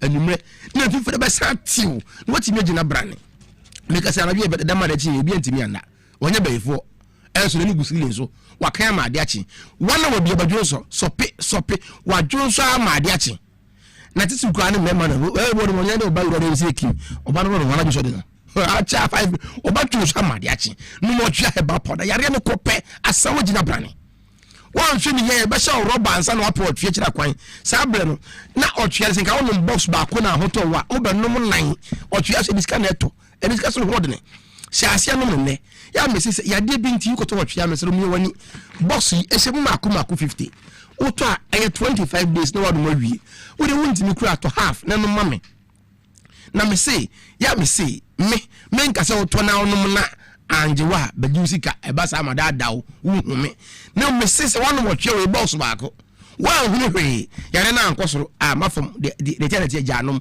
e kire se enyewo na ebiso nsida de wanu wotwe pie di ho na se me num ye no minya yare sa enu ti no ye dura Ghana fo nyina jetum obi amum bi na obi aso eho eto no na reho se me se abranti se me na 40 years owuro dwaye na owuro no ho a na owuro de ne se gunti sense de be mana twe wurum ayelengelenge ayese straw ayese crayon ayese straw me say afon nani na ayeso no waye dio okura dem a na pe bible to nchen wo yeto ni nsem bo so mpaye e wo yesu dim bo mpaye se entwemra e wo yesu dim enye kese wo bo adada ho de de nsaye no yemfa nsuo nye yade e na amanafon no ochia heba powder asa nyamitu munje be wo irima na hode so nkobem ipacha opebiato wo akra hasiya mepacho nungwa afo nyina nko coastal nungwa coastal ko honoma Stecom pharmacy e wo honomo wo metese ahyaman House of Drugs e wo Presby Junction wo Kaswa Jokad pharmacy ebi e wo honomo wo Amasamanya we line so no 3 Junction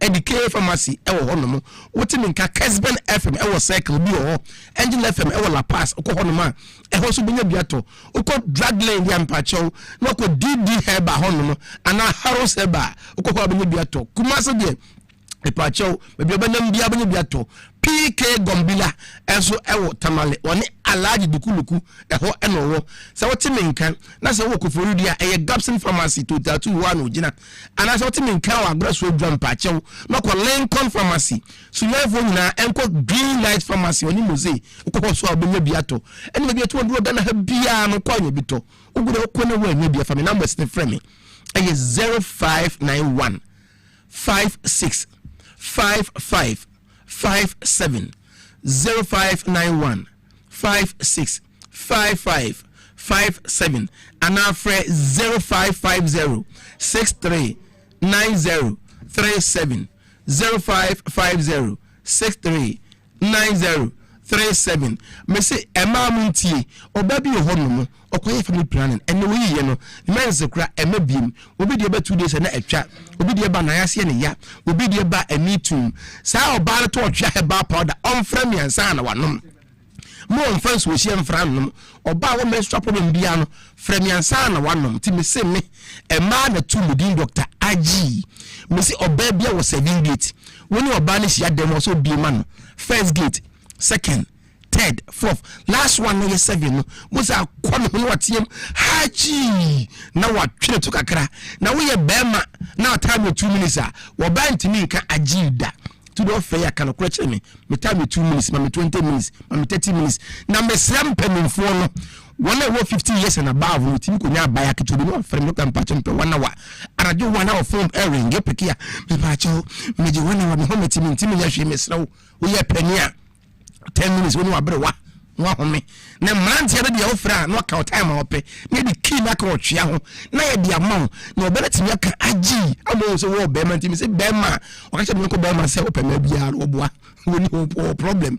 Be man ka say me ko be ma be ma. O ka sa pe o problem ni man ko yi. Pe otwea heba powder chira kwan. We yade no ama wa ye mmere no. Eyi ni fi hono ma na de wa ho de so nkwa brew nyesi de bia na duro hia ho na o mini mu na wo ti pao na dabi no mo twa heba powder to na frey I was 0591 56 55 57 0591 56 55 57 0550 63 90 37 0550 63 90 37. Say herbal shop, medical center, pharmacy. Baby, to a group beer. Yes, me talk ochia herbal powder. Yes, a jane shiwa wa nkasa ena babaminia. Na akwabusa high power 97.9 FM and afi TVXYZ inside politics jumedi sunie. Ye be danu ye ho aba. Ye ba pe ye de jumedi ne to aso twen ye menche. E ba isia.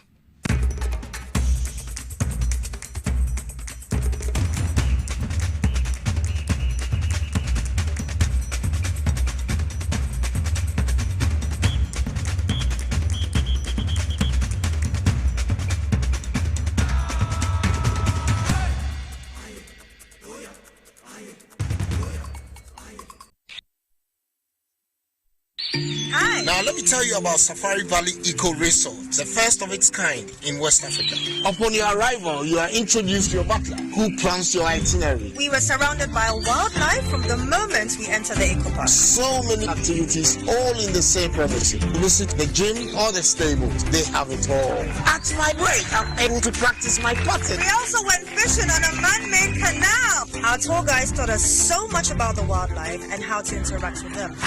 They used only electric vehicles here. This creates a serene environment. I'm told it's over 1,000 acres. My cabin here sits on 2 acres with a large terrace space overlooking my private swimming pool. Now this is royalty. They have their own farms, thousands of fruit trees. I can also have my lunch here at the waterfall. Quite a beautiful place you have here. Visit Safari Valley Eco Resort in Ghana, bringing you closer to nature.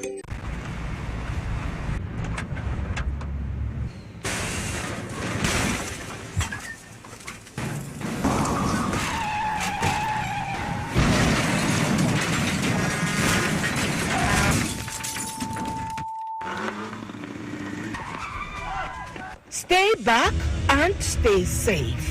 The National Petroleum Authority is cautioning the public to desist from scooping or fetching fuel from overturned fuel tankers at accident scenes. Again, do not get closer to the scene in an attempt to take videos or pictures. Inhaling the petroleum product is detrimental to your health. Worst of all, petroleum products are volatile and highly flammable, and a small spark can trigger a catastrophic explosion, causing deaths and loss of properties.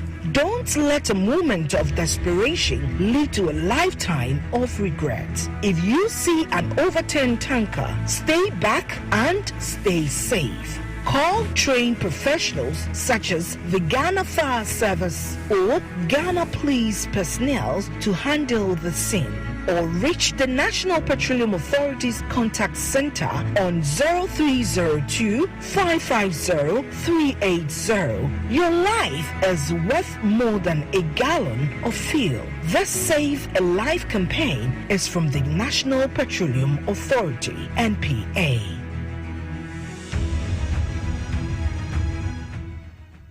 Na ede na ya obayi a oda forma so ne yafunu emunumunim. Oh, Mr. Entry, also yare ya titi be benfie pi nanso ne yam nyono da. Se me chew no ahodo amato a me hunu hwe a ebe ya nwanwa. Menyi ni se what ulcer tamfo Hexa capsules any Hexa mixture yanum bom kotia ulcer no bia ma no anom. Anka ne ho ato no dadaada. Ulcer dro de eno ne Hexa capsules any Hexa mixture. Ankom ni nkyeremu. Ulcer yekura eto yefunu ene ensunumu. Etuma wo yefunu ekeka wa. Wogire ho a enye. Ulcer etumi ema wo ye cheko ebra wadidi awie. So how eye ulcer de a compare Hexa capsules any Hexa mixture nanum bom na ho ebeto. Pedudu atu a ko okanshi drug lane Kumasi Dani Herbal Takradi AA Mensa Anafre 020-3822-855. Apefo abatan a woma won mofra no fo ene mofra woni mfie dumienu enka ho. Hexa capsules ene ne mixture ulcer tamfo edie age adwadie nkrato yi atom.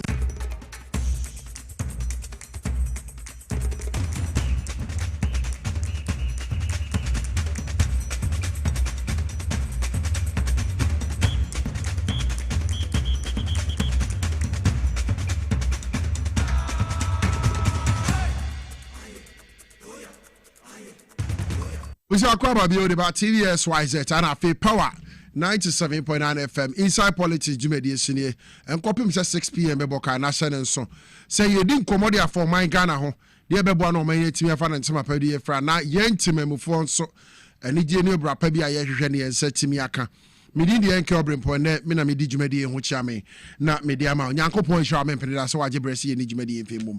Ye to Jumedi so dia ma dia na me kai said the National Petroleum Authority for Wamunkai bo say stay back stay safe campaign no wamugu so ekire say ukoto say eye tanker bia dane eda area petrol tanker diesel tanker kerosene tanker bia ekuta any of this eye product amabubo ya mpacho men ko say ukofa gallon ukofa bowl ukofa pan bia akwa sobi if say jabetimi atom na hye obi bia wo ho nti say hu say tanker atofom a de obeye nie fa phone nage number we na fe fatu phone so abiribi obem se tanker bia dane ato bia fresana may the Ghana Police Service, the Ghana National Fire Service and the National Petroleum Authority for bejo so na wo mo training o ma fa side jumedi no wo beba ho aba be yen hye ya emfa oye na no say bia emba mpatem ko tanker no ato no for number we na free abiribi obem se tanker adane ato 030-255-0380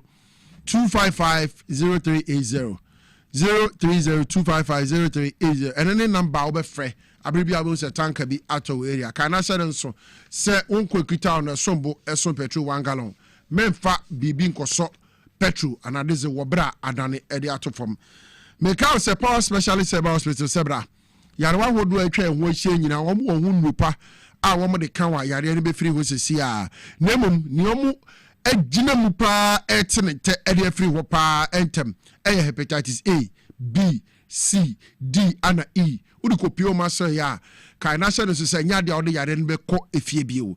Afi fatty liver, sciatica, prostate, broken bones, ulcer, swollen neck, and a fibroid. Sayare nyina ye power specialist eba hospital ewo hunra.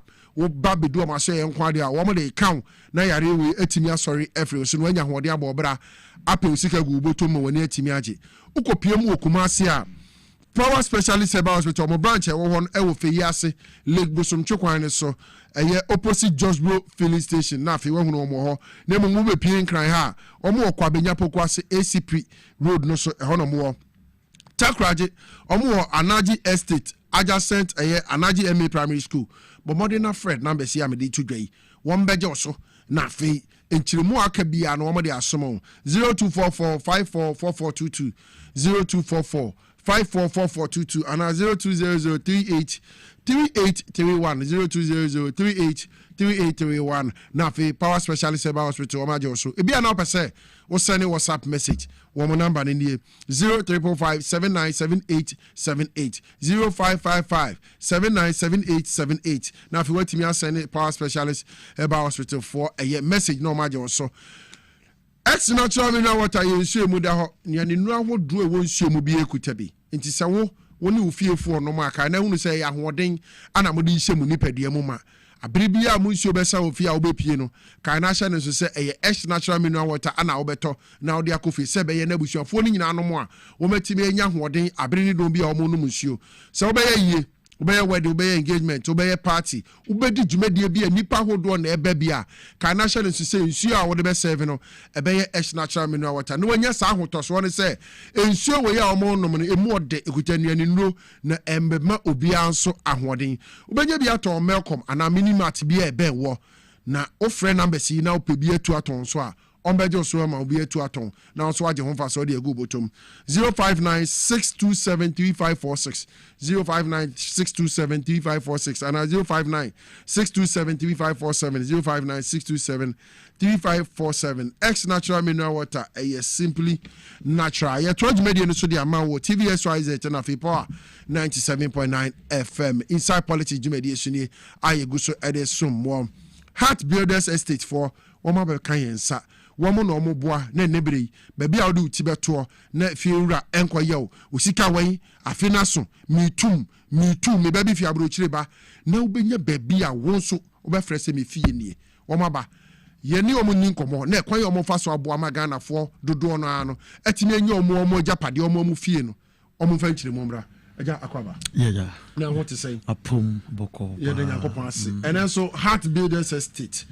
mujumedi amudi no kwan be na mo pastor din Ghana for ready omuti omo hwe yenko nyankopon inshallah so na me fa intia every Heart Builders Real Estate and penny for so farmer wa wo hwe wo TVXYZ and the power ya ka se yesom osomopa na Ghana for nyusu nyina ye chiamo we Heart Builders Real Estate ya ka Heart Builders Real Estate ayen sase ho asem na me ne oba be kasa yi ayen sase ho asem ne yebebo hu de woi ayen sase a ohaw bie ni ho amane bie ni ho langard bie ni ho mansu bie ni so unya sase we ya ebe boaw na ma daachi bi ukọ pension daachi bi uye mre na utimi nkom masa de ukoba ya unso wetimi anya baabi papa esi wu dan de esi ama unso wetimi ahome ama mo omma anasa wo yire akase me kun abọ ne humode me kun so be kase me yire wabọ humode se wenya asase papa or how be ni ho me kan for Heart Builders Real Estate edema yen sase or how be ni ho yen sase baby penu be nyano you will be was Shy Hills baby assassin no you will be was Shy Hills you will be on Ningu pram you will be a Chupuli so and you will be a Dawa na uba your office a Shaiman Kaketu Divisional Police Headquarters Ashaiman baby I will be also called Ashaiman or ho ana ya so ye no wo de wunye do Divisional Police Headquarters kaketo ana se Old Mandela Park obehu se ye ni omo anu di hwe ni mo ho ye nya yera kwan me ni aba ma me papa ope baby asase papa wo documentation bibia ye genuine or how ni ho opa asase baby nsu wo baby akania wo enya afi na wo ba bebre baby wo kwan ho anya afi na oba be fa ka tintin ansa no wadu fie Nina oba Heart Builders Real Estate. Baby a yensase won so eye. Yenkwa yensase insuo to den you utimi ko wasase so ekoye wadwuma wo ho. Enti bra Heart Builders Real Estate na yema asase a ohaw bie ni ho. Asase a won fo obi nkotwe na daachi bi wo ho na obi de sikan siw so na fe obi pikraba dabi na mu asase a ohaw bie eni ho.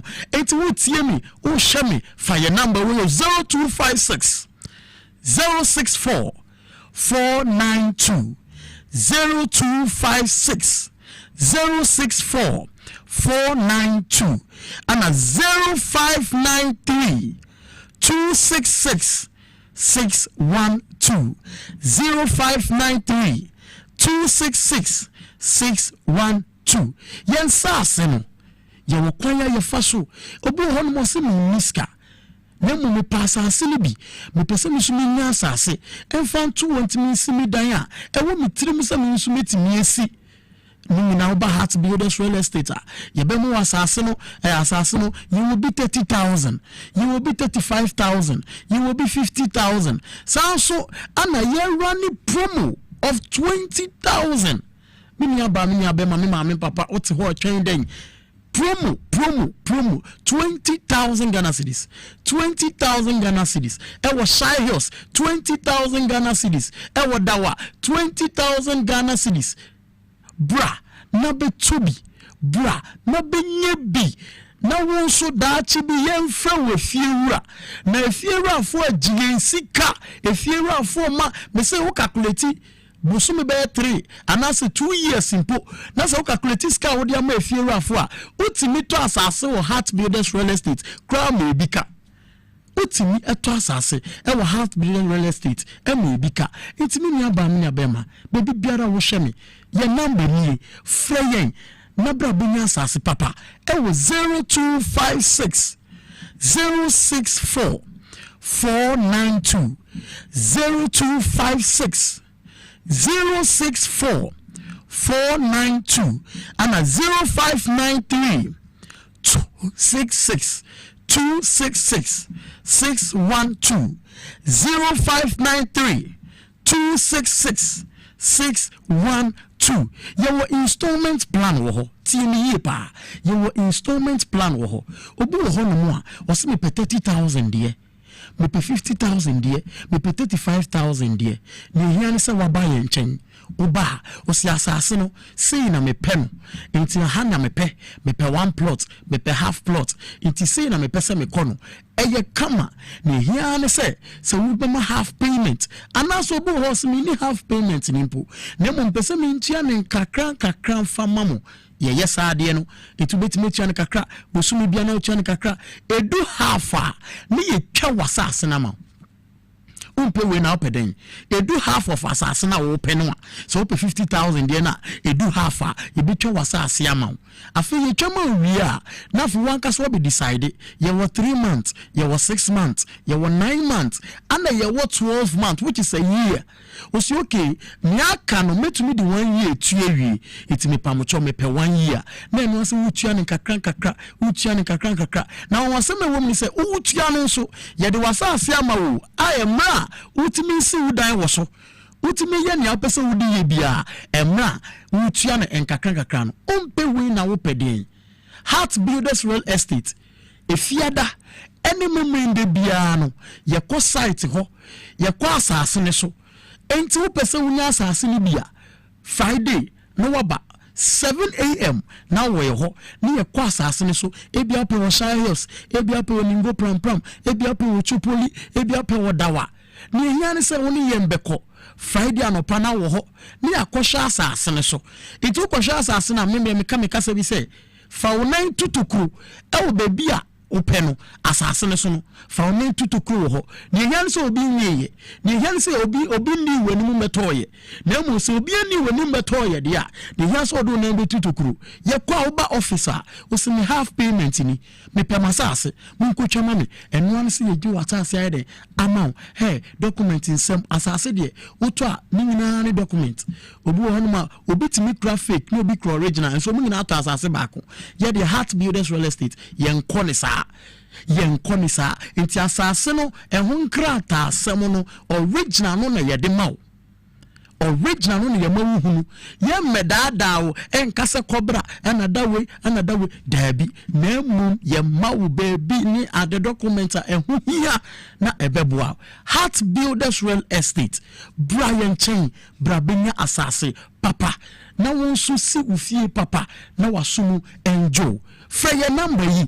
e was 0256 064 492 BC number ni should be 0256 064 492 and a 0593 266 612 0593 266 612 Brian Chain upe yechira kwanya yewo ashaiman wudu ashaiman traffic light nase baby biara wo bia odini ashaiman ubedu ashaiman traffic light nase ya o se o ko Kaketo Divisional Police Headquarters anase ashaiman Old Mandela Park ne hianse ubedu ho pe ubedu se Heart Builders Real Estate yaba so a yete so kama ewo wonsabu nifa so a woni beje kama na waba ye nchen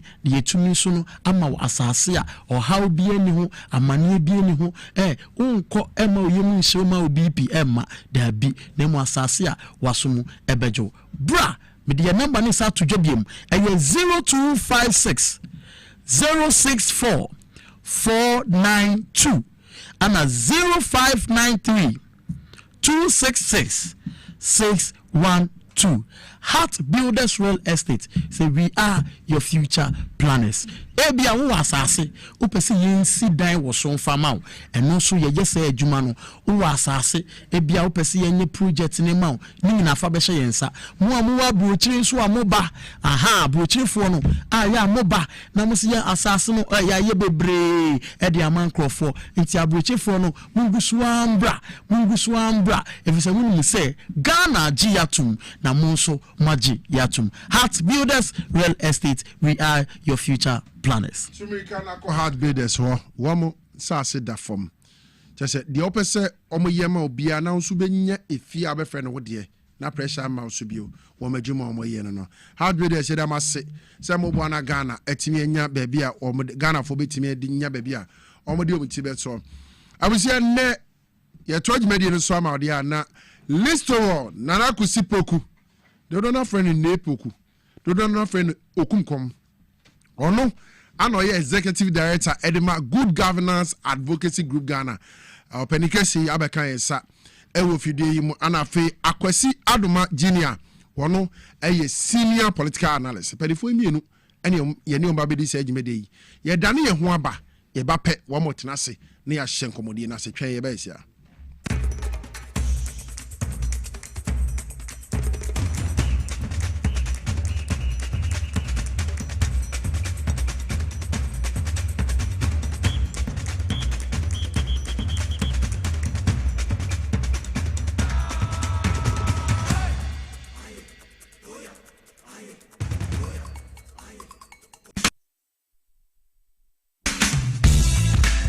The serene environment fits into the goal of the school, which is simply to provide excellent educational foundation for your ward's development before they commence primary education. At first glance, clearly you will see why the school is called Hebron Hills International School, as the building stands tall overlooking town. With a Montessori style, we have experienced and dedicated staff and trained teachers. Our small sizes classrooms are meant to enhance teacher-focused approach where children get one-on-one attention from the teacher. Hello there. We are open at 7:30 a.m. and school closes at 2:30 p.m. After school care is from 4 p.m. to 6 p.m., while early drop-off can be arranged at 6 a.m. Hebron Hills International School is located at Midye off the Nsawam Road, Locate us with GP postcode GW0688 GA West and GPS code 06884870. You can contact the school and make further inquiries on 050-876-2375 or call the office directly on 0302-918768. Email us at hebronhills.school@gmail.com. Hebron Hills International School. Excel and shine.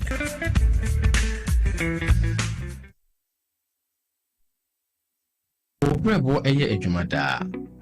Eboa eyam aduane. Eboa eyi nsa free ni peduanim. Na eboa woni pedua ma etena ho yie. Nanso wonim se niema a yedi na yenom. Timi ma brebo ye adwumaden sen pote. Mehunda. Me brebo ye adwuma pa. Ebia se me ntumi ye bibi boa me brebo.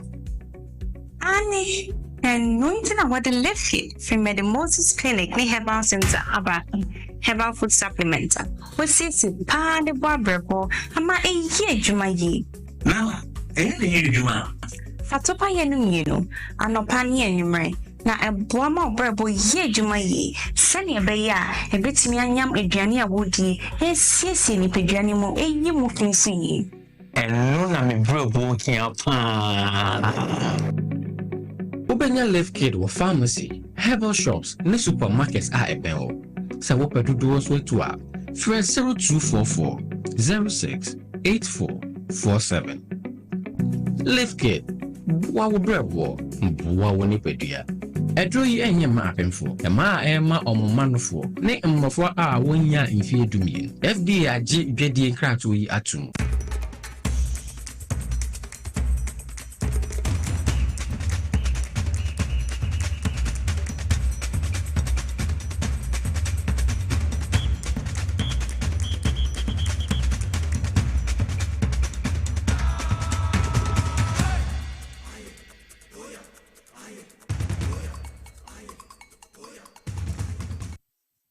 Hi TVS YZ and afi Power 97.9 FM inside politics jumedi esudie ya sha said that sama hodo no ana ya brobro so tia fei ana do afidie na to amemo akwa ba kan ho na ye ni sa jumedi mum kopem 6 pm ebebo midi de enke obrempon na me na midi jumedi ho chia me na mede ama ho ne sade before ye ba be ko break no maybe boy me penny for ye ne ombedi jumedi ne listo onana kosipoku executive director at my Good Governance Advocacy Group Ghana and afi Akwasi Adoma Junior senior political analyst in penifo no about becoming inside that woman nyina aye ready na sama hodo aka no ye ba bibiem but before that my main country say a 24-hour American automobile service company is looking for young trainees aged between 18 and 26 for car detailing and employment.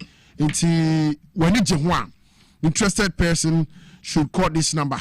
So the bay number to me this 24-hour American automobile service no wo metimi amo majuma no my year. Number obetimi afre na wanya kwenya this American automobile service company yimo 0599 777 601 0599 777 601 na fi wabo modern na wanya kwenya kese pa ne 24-hour American automobile service company wo matimi ama wadwuma na fi watimi aye nti frɛ number no 055 777 0599 sorry 0599 777 601 na fi wafrɛ na nkomo bi ho no omone wa hyase adi na ahoboa obeye no waye no wakwa kwakwakwahyiom abisa Mugabe Maase Clinic and Herbal Center and I said Mugabe Maase Clinic and Process Center. What say me can show? Say abiribia no ye man ye liver no ye adwuma bro so do. Eno ne ma abiribia obo say ye liver no na efeli na yemre na de yeko wo mu ntam. Me ba cho sabe de say wutie me ana wo hwe me a. Kan na hye ne nso say Mugabe Maase for e de left kid diaba.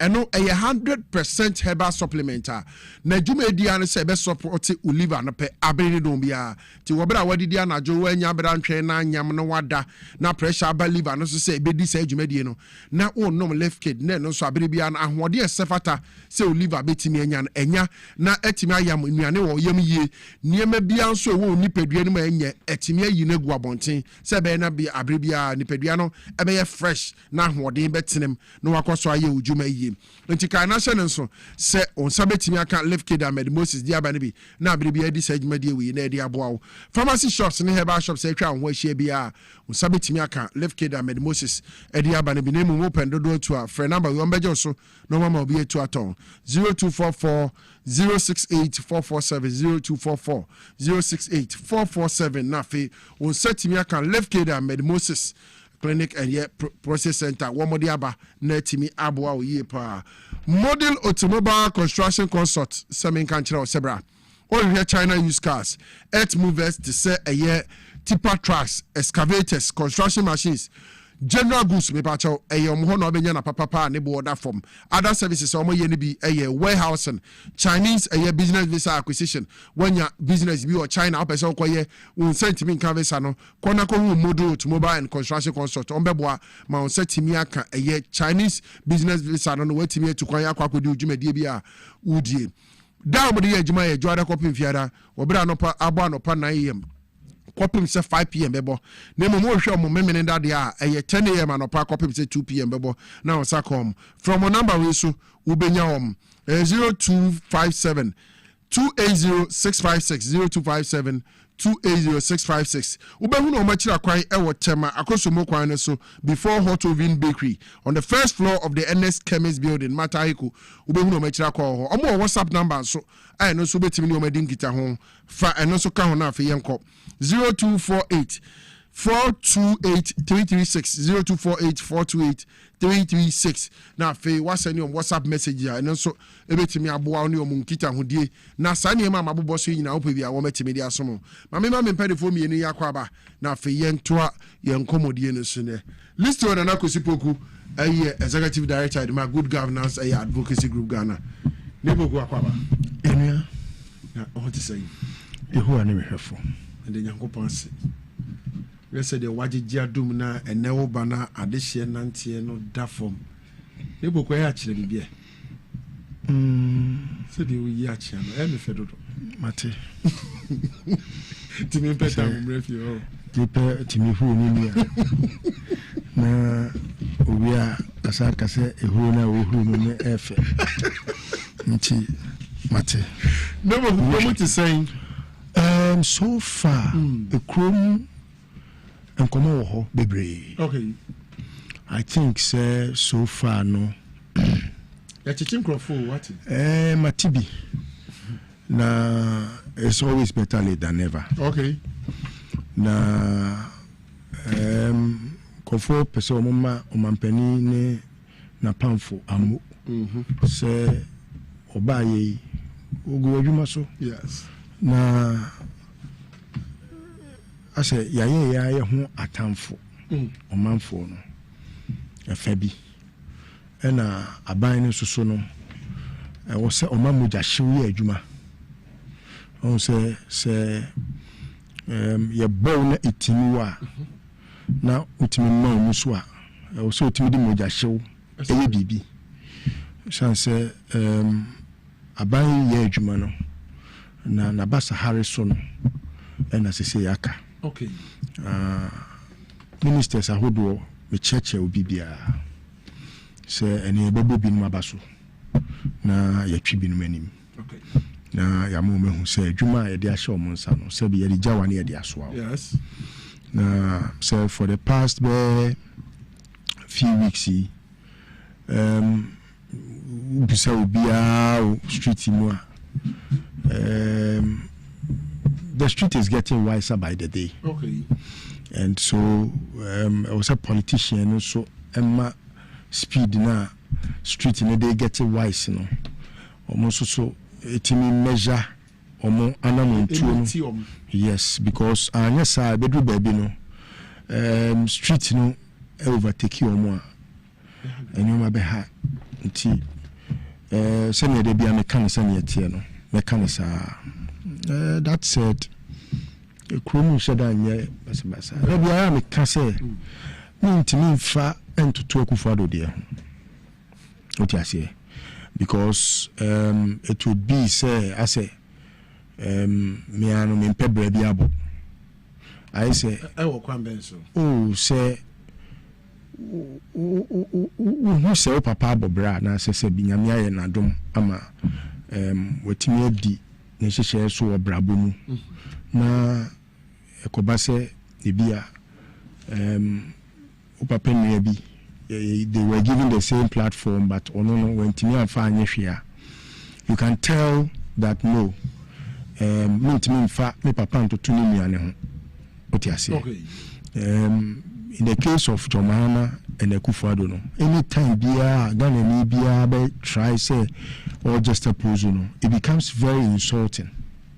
Wow. Yes, to the person of John Mahama because so will be the say o pese o de Akufo-Addo amemu yes etoto John Mahama de ho a I say o pese o busa say John Mahama no wa mo bra na enso o bobra ade ahunja. Oh, now how do you juxtapose the two? It's very obvious. And Sakra, baby, look at how much money Ghanaians or in the name of Ghana no Akufo-Addo nyae. Compare that to John Mahama the first 4 years, 54 billion versus 800 and something billion. And then John Mahama did 54 billion you know.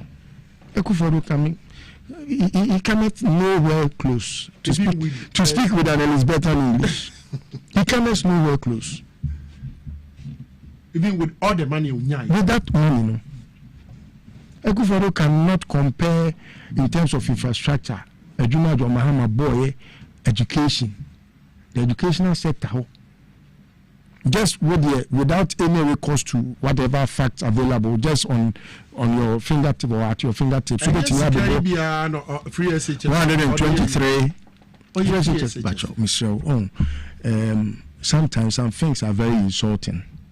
It's just that it's a good policy. Nasana, everyone that is criminally minded beyond or tear. What the idea are there to him. We do the quabutry, no what Jusika. So what your butry or Jusika no as common. Connection may be a son and subati. It is okay for SHS now. And yeah, compare the quality of the education. Okay. What is the education minister? Or say between you say you're rich matis or cancer send baby. Your track record in the better. How well were the students? How better? I don't know what my man could be. I don't know Matia Buchi now on the one mama could for SHS Navy. So you see, sometimes the political class should credit the Ghanaian with some molecule of nyansa. Sebi yenini. Okay. And I said, Jimmy Pa, the crowd to share the news. Which I think you better go into the details of the subject matter, but preliminarily, I'll say, John Mahama never compare on one record in his first 4 years. Okay. There were year between 2012 to 2016. Me fanning compare even Rollins, me fanning compare Kufo, me fanning compare Mills. On one Kasa because he has beaten all of them to it. Wow. Yes.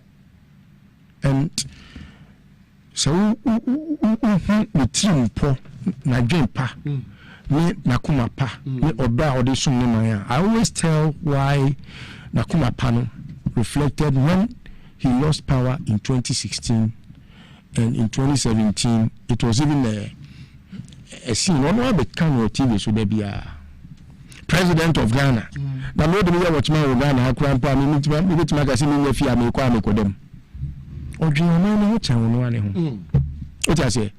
That tells how selfless servant leadership. Etie. Okay. Ntino and your man ye said ye ono ankasaka said the Ghana for person wo ye no. Now by the time I be wie no the 4 years in we do Mate mesan aba ho ti list one na kusipoku ana wote den kan ono no ye executive director de good governance advocacy group Ghana yenko Akwasi Adoma Junior senior political analyst and oba ka yensa Akwasi na what to say Abrampo yes yeah semo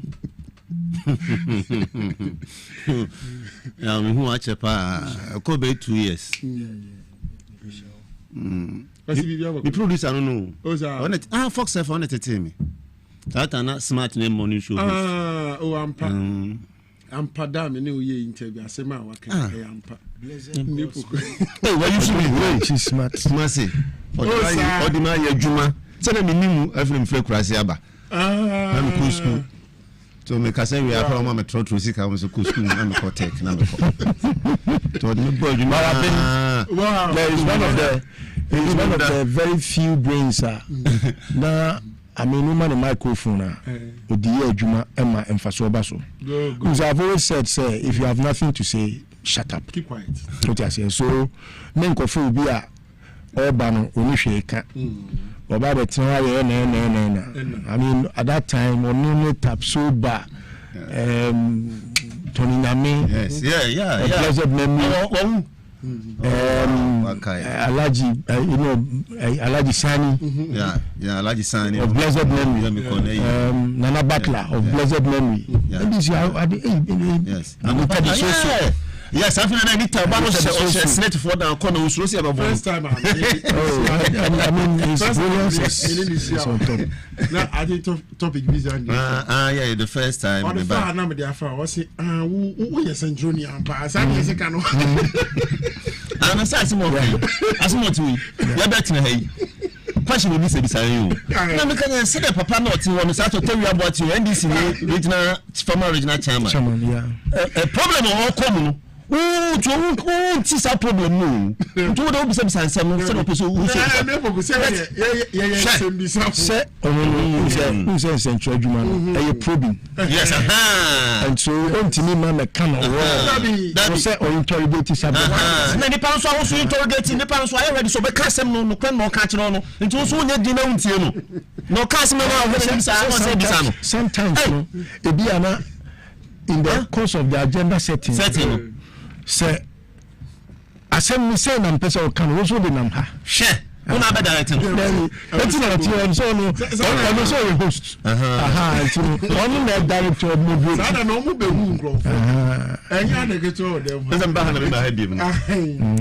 And then some be say who say me na me chief producer am say eh asema ba. Lam so there be kanyam sem ne. Be kanyam sem. In fact, all the credit belongs to beyond God. Afro is one person. He always allowed for people to express their views, especially. No, also say it as it is. You say American TNT. No, and then say yes. Me the mentiti mu. Me bibia ye nkonta ho. Nti so de asem mamia. So the list wa na sini mi no. Me twem famebo. Dabi. Me de odi asem mamia pe no. Me kan na me ti ase pe na me se me comment here in straightforward. Okay. Na no see happen is me. Okay. Because he challenges you no. For example, PDS asemi a mo de two way. Na o shasia na many time no see we anytime na me ntima kwa na ni so me see me see happen no so because time make time e be use ni ye pa yes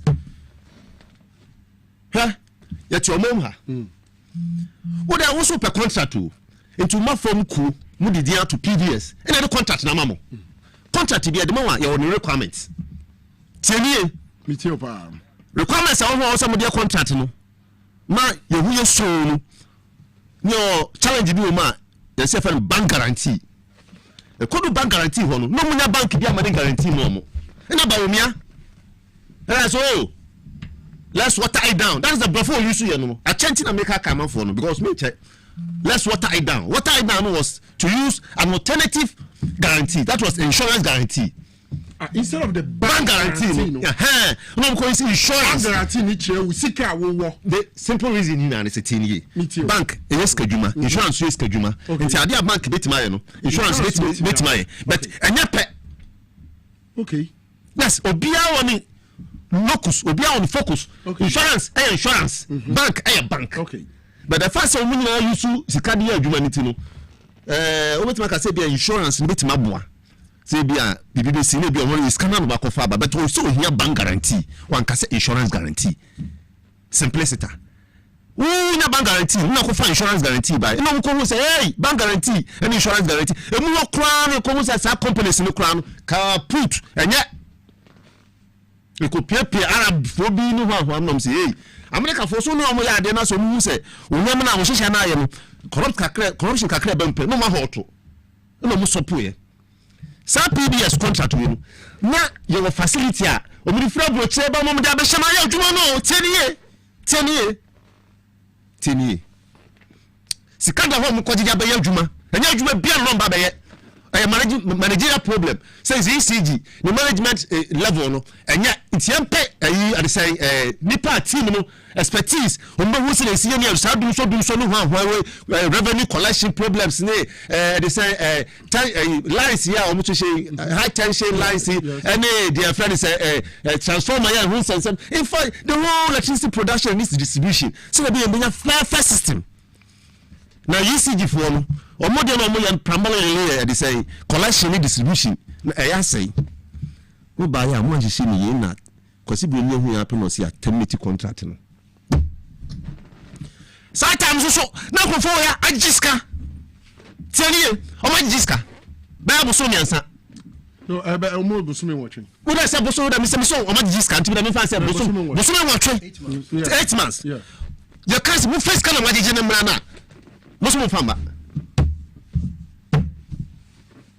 asemi nie bofu bia nu bia eti sampani fo ya chi omi me kwan so ano no wo bisa me wo me bi wo bisa me me sa de ni bi an ma bofu maka se ma chere wa wie won ka chere chefo se na sa se na no mu na da ho no what this scanning god bia for scanning bra up to now wo for scanning my they said the police wo ba chi wansa na be bisa me sanko fu ya nyede wo bisa o se anyo mu dai wo bisa me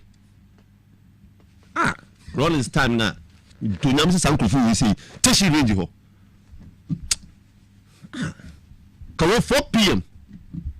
so much your money sika because of political party so we belong to MPP into what your money sika come on even account for it this masa you see sometimes I am manage kakra say make us me hu me nya che me kotre fi kakra no because me wo fie na o say o tre fi ni so tran bebre chesa na aya na unya time ntiense ni be ho you see am kotre fi be 2 years na me tiense me so na me tia me timi ebi wa na me su me see o ma we nya ye biem yabi anya biem se ne wan otimi ni fa su tia mo atie wo Ghana ha na na nya kase ni we de koma Abuja esu okwan o no pe contract na ma so mutimi sa anye ye be ba ho the me kan nya bom yes say what time me ni nya fra okay say waba me paduma me andisi ni me se me twetwa asem no so me na muso of medini ya be ma no ma we first one no me say asem nya ne say o ma gigiska ska na mo gigi ya no o bo famra okay nti ma we no me se ka de bebi na ma me chicha ni me ma kwashe no wan ya no ya me donya me se me feel to me school me feel ni pa no teni me say asem nya ne say period so cha cha me nya ne say o ma gigi o ma wo electricity ska no o ma gigi o bo famra wo so mo famra sata eso mfama na kufu ado aba na wo so na ye hoto aba na nyame twa mo kana kufu ado aba na rusu ye na anya aba ya ba nche betima jin this time eche o ma chi omo no chi o ma chi omo nya so o ma gigiska okay o ma gigiska me so ma gigiska o ma gi revenue 8 months me kwa kan barely 3 months mo 8 good months asame no sa adai esa no makuma ya me ya adai na atosu bi what minister yes o say the office ni pa bu ho sama no to no heje osoje then also also full office because ministries ni be ho ma adwuma ni office work also field na ko how it is being done yes ba ko wa gia okoya futiri adwuma we nyina nche se na sadi we anya nne da bia meka me so ano ade ba ko a no mani new Rollins ho no say especially ye ku school kuma sentino Asantis Rollins multitude mo na bia me ku school ne e fro Asukwa residential area na eho Asukwa ne ba bia merchants timber merchants contractors WK nim DKC mo so they say hey ti wo ho no ma study machi wa o wo to say yes these were the elites omo Kumasi kuruma che say wo ni fie caterpillars ne ye sisi ho na di na kusi ya DKC ne man the school international now me che say at a point it na who na be di all because of their lifestyle na contractor o the contract man na pe one auto Benz those are Benz no worry about kwaka ho no sit down sikana e dey so for college man ofanye because why no this one you all say no for pan American bisomo when they are giving contract the first thing to do is to purchase a vehicle to show to indicate say Meneska 2 to marry and then 3 to put up a building wa best Canadian man is fa koye kwan and all contracts me kitwa bia omedema na wi contract bia de ma bia no we estimate enti ye discount mo who scan so that contract no so enti wo ni say scan we say ni de ma me say me fa yede me fa koye contract enti wo ni say wo so estimate say ye say within it we bet scan aye e den na de contract mo won tumi wi na scan asa na contract no so aka ho ya anye wo min ka say be say contract bia ya fa say de ma me say 4 million 4 million so me yen ho a makes me 3 million e ko ka 1 million no me see me fiti ya pe no me ko to Land Cruiser dem na e ho sa do mania contract inti ma Land Cruiser yes say be 600,000 okay na just me who say more money say some in ko ba bia inti next can e da me oh more ho me do me block is in Dubai spend ma ko pay e dey who for say Trasaco 3 bedroom me kan tra kakra okay me mama han ma rent se wako penifo to be who say sika ni na ma den udi nti wo be ko fam so ko yadwuma no this kan ni na wadi afi na otwe fa obo problem ni na no enya shi o mu discount because how can you tell me say you raise 66 point something million Ghana cedis amount now what mean 10 kilometers I payment over 5 months ago now why we ba na wo soldier for I was saying minister copy so worker sano say obetima terminate contract no I was saying we nyina so terminate na abuta so mo nya adwuma ne kwa so no omo adwuma no ho baby wo ho ma aya na de ma ne ya den pa na no si mi se na mi we wo come say free PI as a PI de public intelligent they yes AI no yeah public no or comes and I'm saying and you all this suka then you bet you jai what we say contractor no minister no so OTM o kwan no so kwan na yesi ntimi nye no OTM o kwan no so OTM one team office no ni akwa na contractor na mu gina ho no say we are sorry we are so many 66 million point something David because system is what I say here you cool they na face Meneska no to mu ase aye wi na we fa so na ba no di they na face sa inti managerial skills na mu kusua no yes discount wi ansa no ya adwuma na say ya adwuma wi ansa no discount no ya adwuma wi ansa no discount na say discount wi ansa no ya adwuma no wa bra adwuma bia obi be an expert so ha only the friend costing say we 1 kilometer you say 1 kilometer what you say na here what the anu say what the bitumen say what the say what the blocks say what the cement say ni labor ni na say no cost analysis okay they do and then they even tell you to do a review of it also say the discount man send office or yeah then you compare the two you choose the no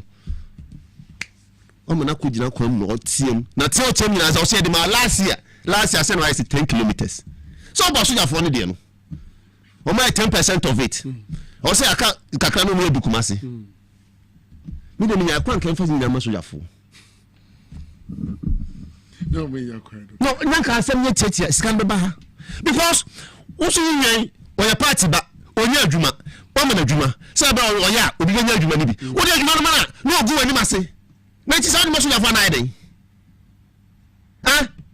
Obropon, asma me kan, if we so be no, say wo so pa adwuma, wo salai, wo community say wo Ghana ha nyina, anopa bia, wo fusa otwe wi, mo ma ministers kra aso nto mo. Na mo kita documents kwa. Tominya enkopoko ko he. Wo du hon ma, ye kra ye ni abusua no, ye nyare because magic kwana ni nya iden, afa. Mo pa adwuma, ye de adwuma no manu a, mo ye de manu so a mutimi nye. Anya bayi. Anya man boy. This me aduma junior betra na ma tete maka. Anali so betra ya ba say ankofo no dia ba die. Na so de nyam sam. We are making we which say preaching pepe nyam sam na meka because say this come out say for ya aduma. Na aduma na this kan ko ye no. Wuti fa aduma is kan nya aduma no.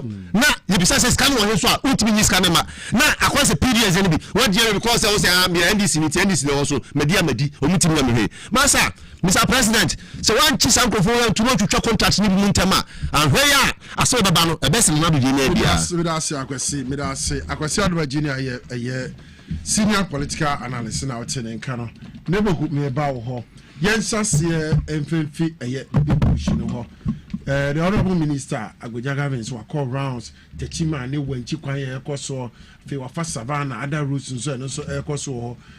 Contractors in the slow adwuma no even after say abandon make payment over 66 million Ghana cedis 5 months ago but said the contract nti omni kwanyesa no mo ye no minister nya bremo kasa say omo hwekro be terminate contract so hwe the rate at which omapeni John Dramani Mama the speed all pesa adwuma we any the contractors ye no ka was on minister won nyina so terminate no ana mera wasande am say omo nya nema ye no ne kwan so Mamifa kwenye so na menche tiefo ni ahwefo na mensanche amenua adoma na memo abaso ni adwuma so a oyebo my Ghana medase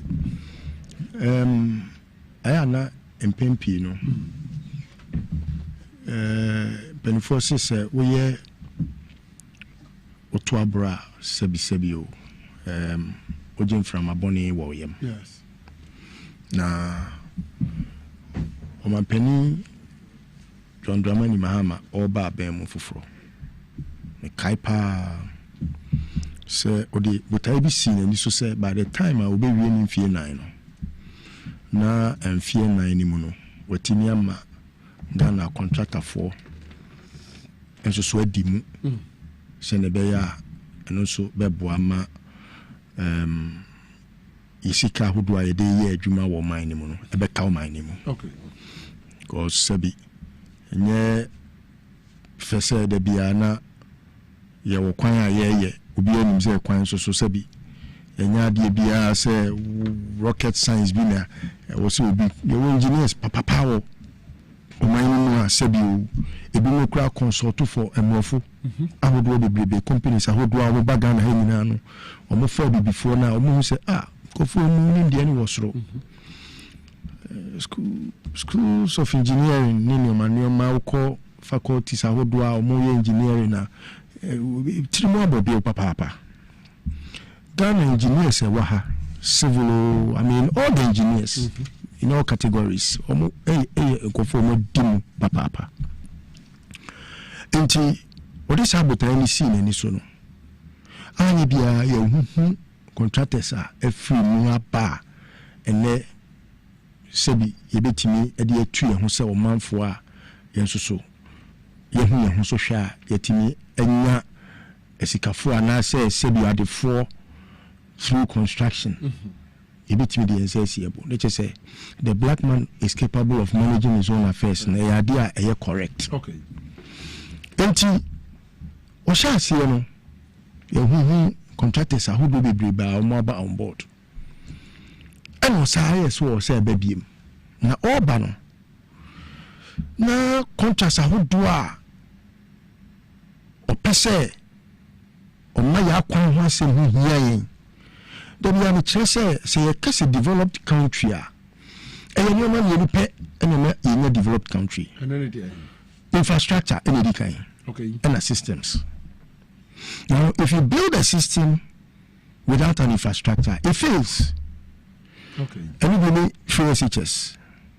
In terms of John Mahama, Oko, and first time, now what the infrastructure should say, Aqualama is you go school, or school away. Should it be schools under trees or modern house? A dining and idea in the bay, Aqualama. Baby papa tinabia pebia tina or the mention the amana sumajono. It was since you see 123 schools. Yes.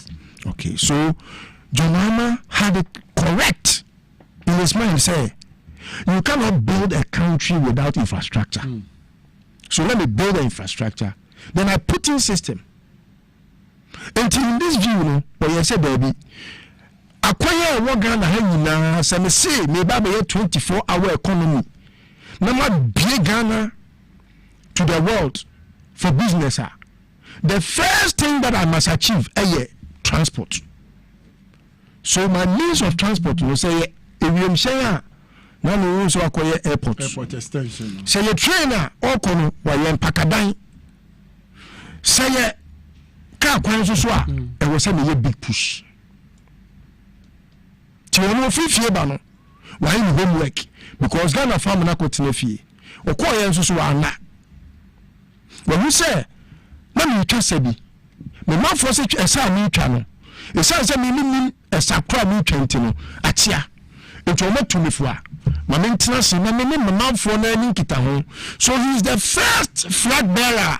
Well, yeah, the People's Manifesto because he engaged the public for the first time.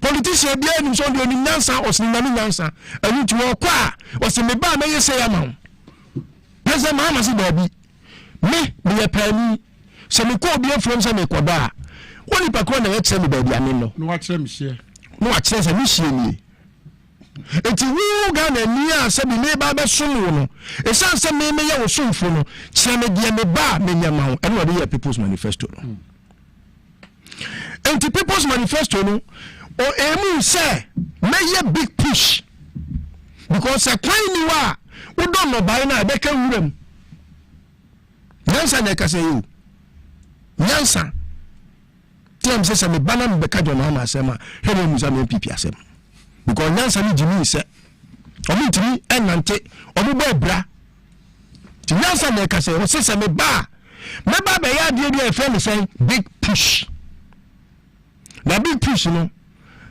eno ase kire ne sen no say big push no eye akwan a interconnect yen ho asomanfo a ebetimi ama ba ukurom ama wo so atimi aba mu kurom awo hariso abasa hariso se ne be ya se wadon no bae ne se wo se de ba prokesie mu a ye benya kwan papa de afa so na obi ka shock akobu ama ka na ko se si kwan cha na tomatoes ampro and was chassis to a chassis no who said there is a certain deficit bia eya kwan a abandada no edi na no adon nre na so wantimi ano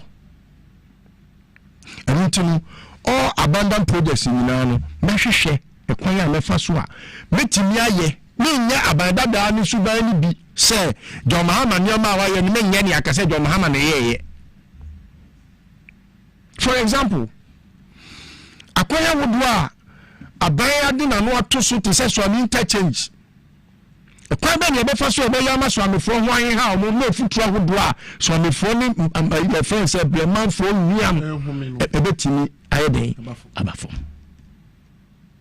Obi no si dabi se me kwa so interchange kwa na se me ma dwe ye me se o mo maka e wo so am achi no o mo hu hia emwa nti ma menya bibi e fa no ring road na me ma enkrasia etwa kumasi ho ahia nyina so enya kwan a eye kwan papa o mo so betimi afa so na interconnect kumasi krodua mu enti se bia wo free baabi a ti se mampon na wo besina ko enkran a eni kwan so be fa so ame tintina tia e wo se utimi fa no mu kwan bi a ebetimi di abesi bi adwe so ana say ebetimi di abesi your friend ko say baby a train kwan yi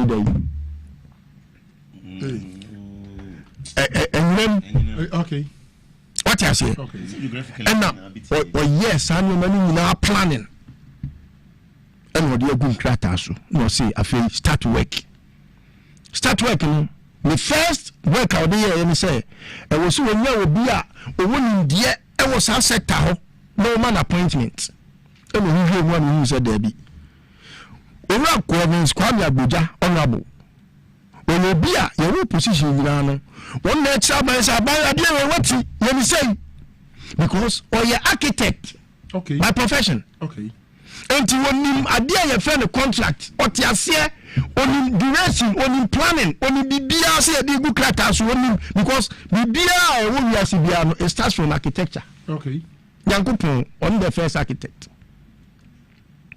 akito for no we see yankopon the first architect or planning what them as an odi pia bontia be it is a sin here there Mr. President the quan when was here for so he was very integral when it was about the manifesto no see there be India we prime minister no the man or the man omo sha se kiki contractors ahodo o se opese e locally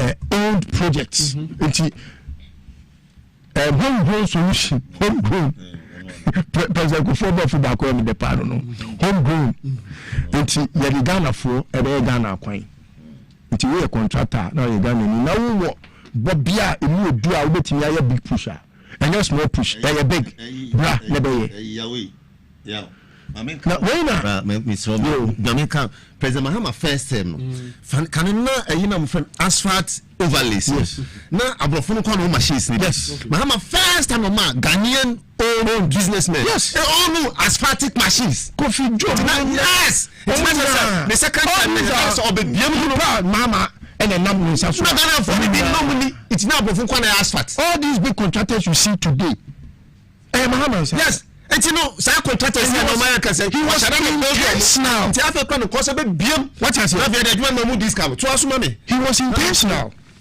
And that's how come me when me bet me bibia but when it's about Mahama me no beku. Because I say uni dia e bi du man. Na obi aba odi ni dia ni na kuma pa ne do ne tima. Very well. Ya dia ma nyina nya so fa so na wo pese wo say no. To sum it up. Yes. On Akwan. But who the Province Kwame Abuja and the deputy, the able deputy, yes. The rest of him,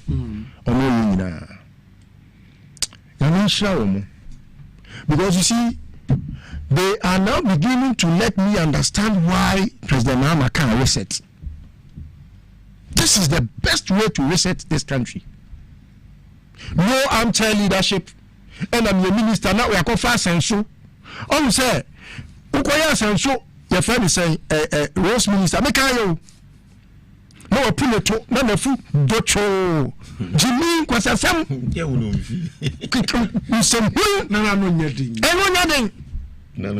community, you want to quote here once. The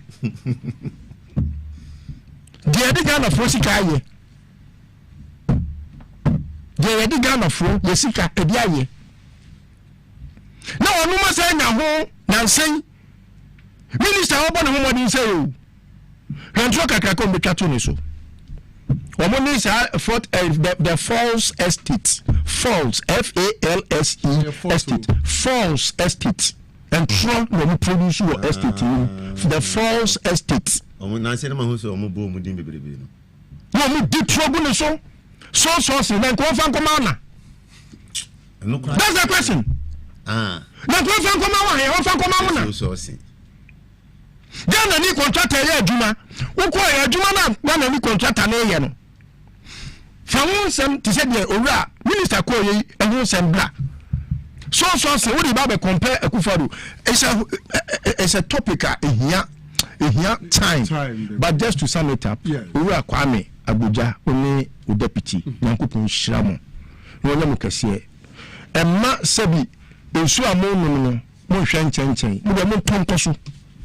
na monye oman mapa adwuma na legacy na mubegya no ɛna bɛkasa ma mo sɛ ne bɛyɛ a John Mahama legacy term yi a yɛwɔ mu yɛbɛtumi de yɛn nsa si ɛboa kasa Ghanafoɔ yɛka kyerɛ mu sɛ mommɛfa owura Mahama mmara no yɛde ne ba bɛyɛ mampani bio mu a Ghana bɛyɛ kra bɛhwɛ mede ase list one na kɔsipo nyam na afei yɛwura PDS mpanyinfoɔ a yɛakye wɔ mu yi no list one na kɔsipo kena ho no yɛto adwumadi no so de ama wa Divine Hope Eba Center de ɔtwea ɛba paada pa kɔna kɔpɛ bi tɔ ne yarewa ɛsɛ nie waist pain ɛma ne mɛmɛ nyinaa ɛte ne free hɔ pulse sexual weakness low libido stroke ulcer ɛne menstrual disorder saa yarewa mabɔ so nyinaa wɔn sɛ timi ka ɔtwea ɛba paada na sɛ wɔnom a ɛbɛyini deɛ free hɔ before abɛnom ɔtwea ɛba paada hyɛ no so sɛ wadidi awie deɛ sɛ yɛ anɔpa awie anwummere ahomakye wobɛtumi anom ɔtwea ɛba paada wote na de agu wɔ mu ɔtɛm na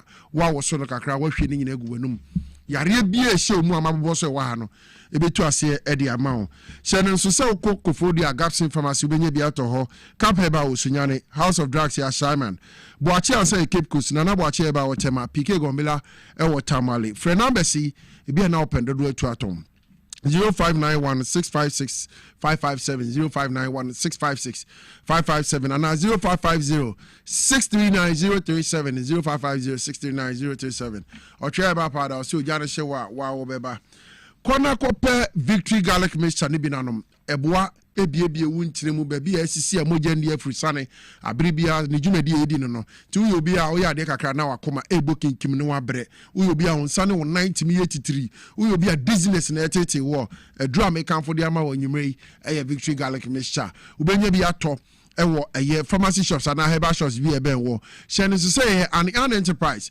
and the Victory Garlic Mixture aba adwama so wo kan shaking so kwa bebre wo ho benya bi ato bebre announce so open do to the good shop mu ampacho free number we ombejo so ama obi atu na so waton na wo de asayare 0201 293 280 0201 293 280 and 0242 545 633 0242 545 633 na fe won setimi aka eye Victory Garlic Mixture and Yan Enterprise Eddie Abbey Drama in this TVS Rise na fe power 97.9 FM inside politics jumedi ene yegu so ayede so na me ba ho a ye bre na nya so nti ye obe 3-4 minutes ye debate closing the app yachi PDS mpanifo N9 eye Philip Ayenso Viraj Fat Sophia Koko Anna Justice Minkan Premo ayese womo kasa PBS nsensem ya ekoso ama man no ahwere sika puduo yi den na wo kan fa sensem yi yeda bia na ifuasi da bayasi okay it's always better late than never.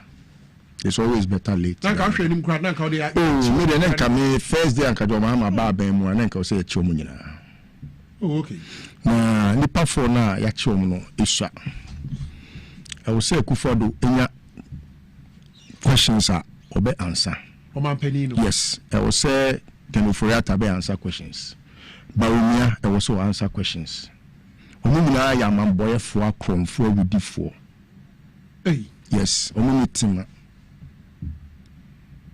Gabi mumina I will also answer questions.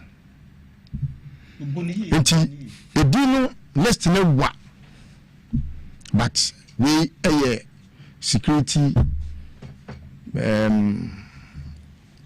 firm institutional okay. I know the capabilities of VNI and all that, and I must be candid say I don't have any doubt, shred of doubt, say they will do a very competent work. But to sum it up, BDS adibia fanise akonfukuo ehia omo sei oman japade no omo pese omo hwia oman japade no wo nyansa kwan so power distribution services on beje Ghana ECG manage for 8 months. It's a fraudulent firm. It's a firm that was formed by fraudsters, PDS. Baba phone baba criminals. Baba phone hardened criminals. Baba phone baba. Me say baba phone yeah, o ma dwen who say Ghana for ehia for yen yesika ya bi to prepaid no. E kwa be na be for so ya beti ye hwia Ghana for sika no.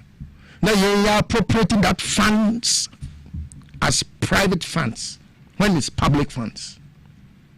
They are all fraudsters, criminals, hardened criminals. Some of them are jailbirds. Wow.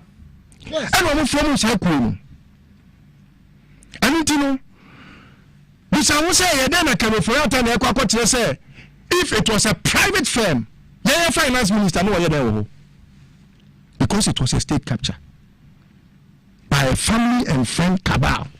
Former finance minister Ken Oforiatta Oka PDS. Okay, on the control letter. A phone saboteur power. Shashi. Oh, Nanko Pofani crazy. Says you some of the own more. Shashi. Was it Shashi head of your phone saying committee or no finance minister? What private company? A commoya finance minister found away. What you Gabi? Any a Kufa near Bonti. The analysis of the year. I'm sure. Omudi anonia Yesu baba. Omudi percentage amo e wo fun so. Omaya japade o. Eye worth 25 billion Ghana cedis. ECG. As at the time, it was worth 25 billion Ghana cedis. Yesu mo go for $350 million. Emesia wa. Ni amfa mamo. Bawomia we. Conforming bawomia. What's up, Mama? Medi. The man is soon. No, and I am when you're from 4 to Chamwa. One or this are condition president. I say, young fat bank guarantee one or see the young insurance guarantee. When you know such a parliament of Ghana, Bawumia, Crawford, sir. The Crawford can say, let's water it down. Bawumia, Bangaretina no, they say let's water it down. And no na Bawumia gine cause say, hey, send your management and PDS, I'm an for Haptel. And no napo. Na unia no. Napo.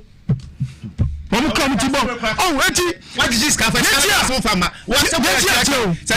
Jimmy. What this car? What the revenue? I was Canabra. What just I don't call what I saw this Canaba. As someone say, what I say? So what this car? Dentia. Eyana me bo fua. Ebitimi kwa ban wesu. Titiri ene Owura Mahama ene na Attorney General. So me dwe ho say ye campaign no eno ma nipa kwa mu na tumi ya yensa kan na di agura na nkofo wetimi nya no wo Ghana hatimi kasa ama boye fo timi nya no wo Ghana ha kasa etimi ya me kra ya etimi ma kuma ya etimi de me sha bom koko midase so ma she ase etichi nkofo a omo nti omo nkobam midase anya bia Ghana ni mu omo fa ni die bi maye se so be di nyambrasem ebagana frosika sem so etimi di hua fro prepaid sika dia e ho so twe wo midase anya sadia abawe ono so oni Ghana fro ne na Mahama odiyeka midase list one na kusipoku executive director the Good Governance Advocacy Group Ghana anafe Akwasi Adomagenia senior political analyst very for me no mo kan ye ho ene enyume ne nsema hodo etwagu nyina no inside politics jumedi ye de beso. Happy birthday to you peace Efia Visa Anna Patricia Efia Visa from your brother Richard Visa Nyankopon Shiramo na wonye mu nyina akese abusia ya de jumedi nyina be na wie na news team no aye ready na nsema aka omo de aba beso ko Mr. of Jampo honum director afi Peter Cranton Abbas Mr. Emmanuel Kisi womo na MCR Lizzie na emi makeup Kofi Asante and afi William Stefan Ejina camera na chi midi de enke obrempon the grassroots president Okwapman Kania nyame admo kine be se hia macrao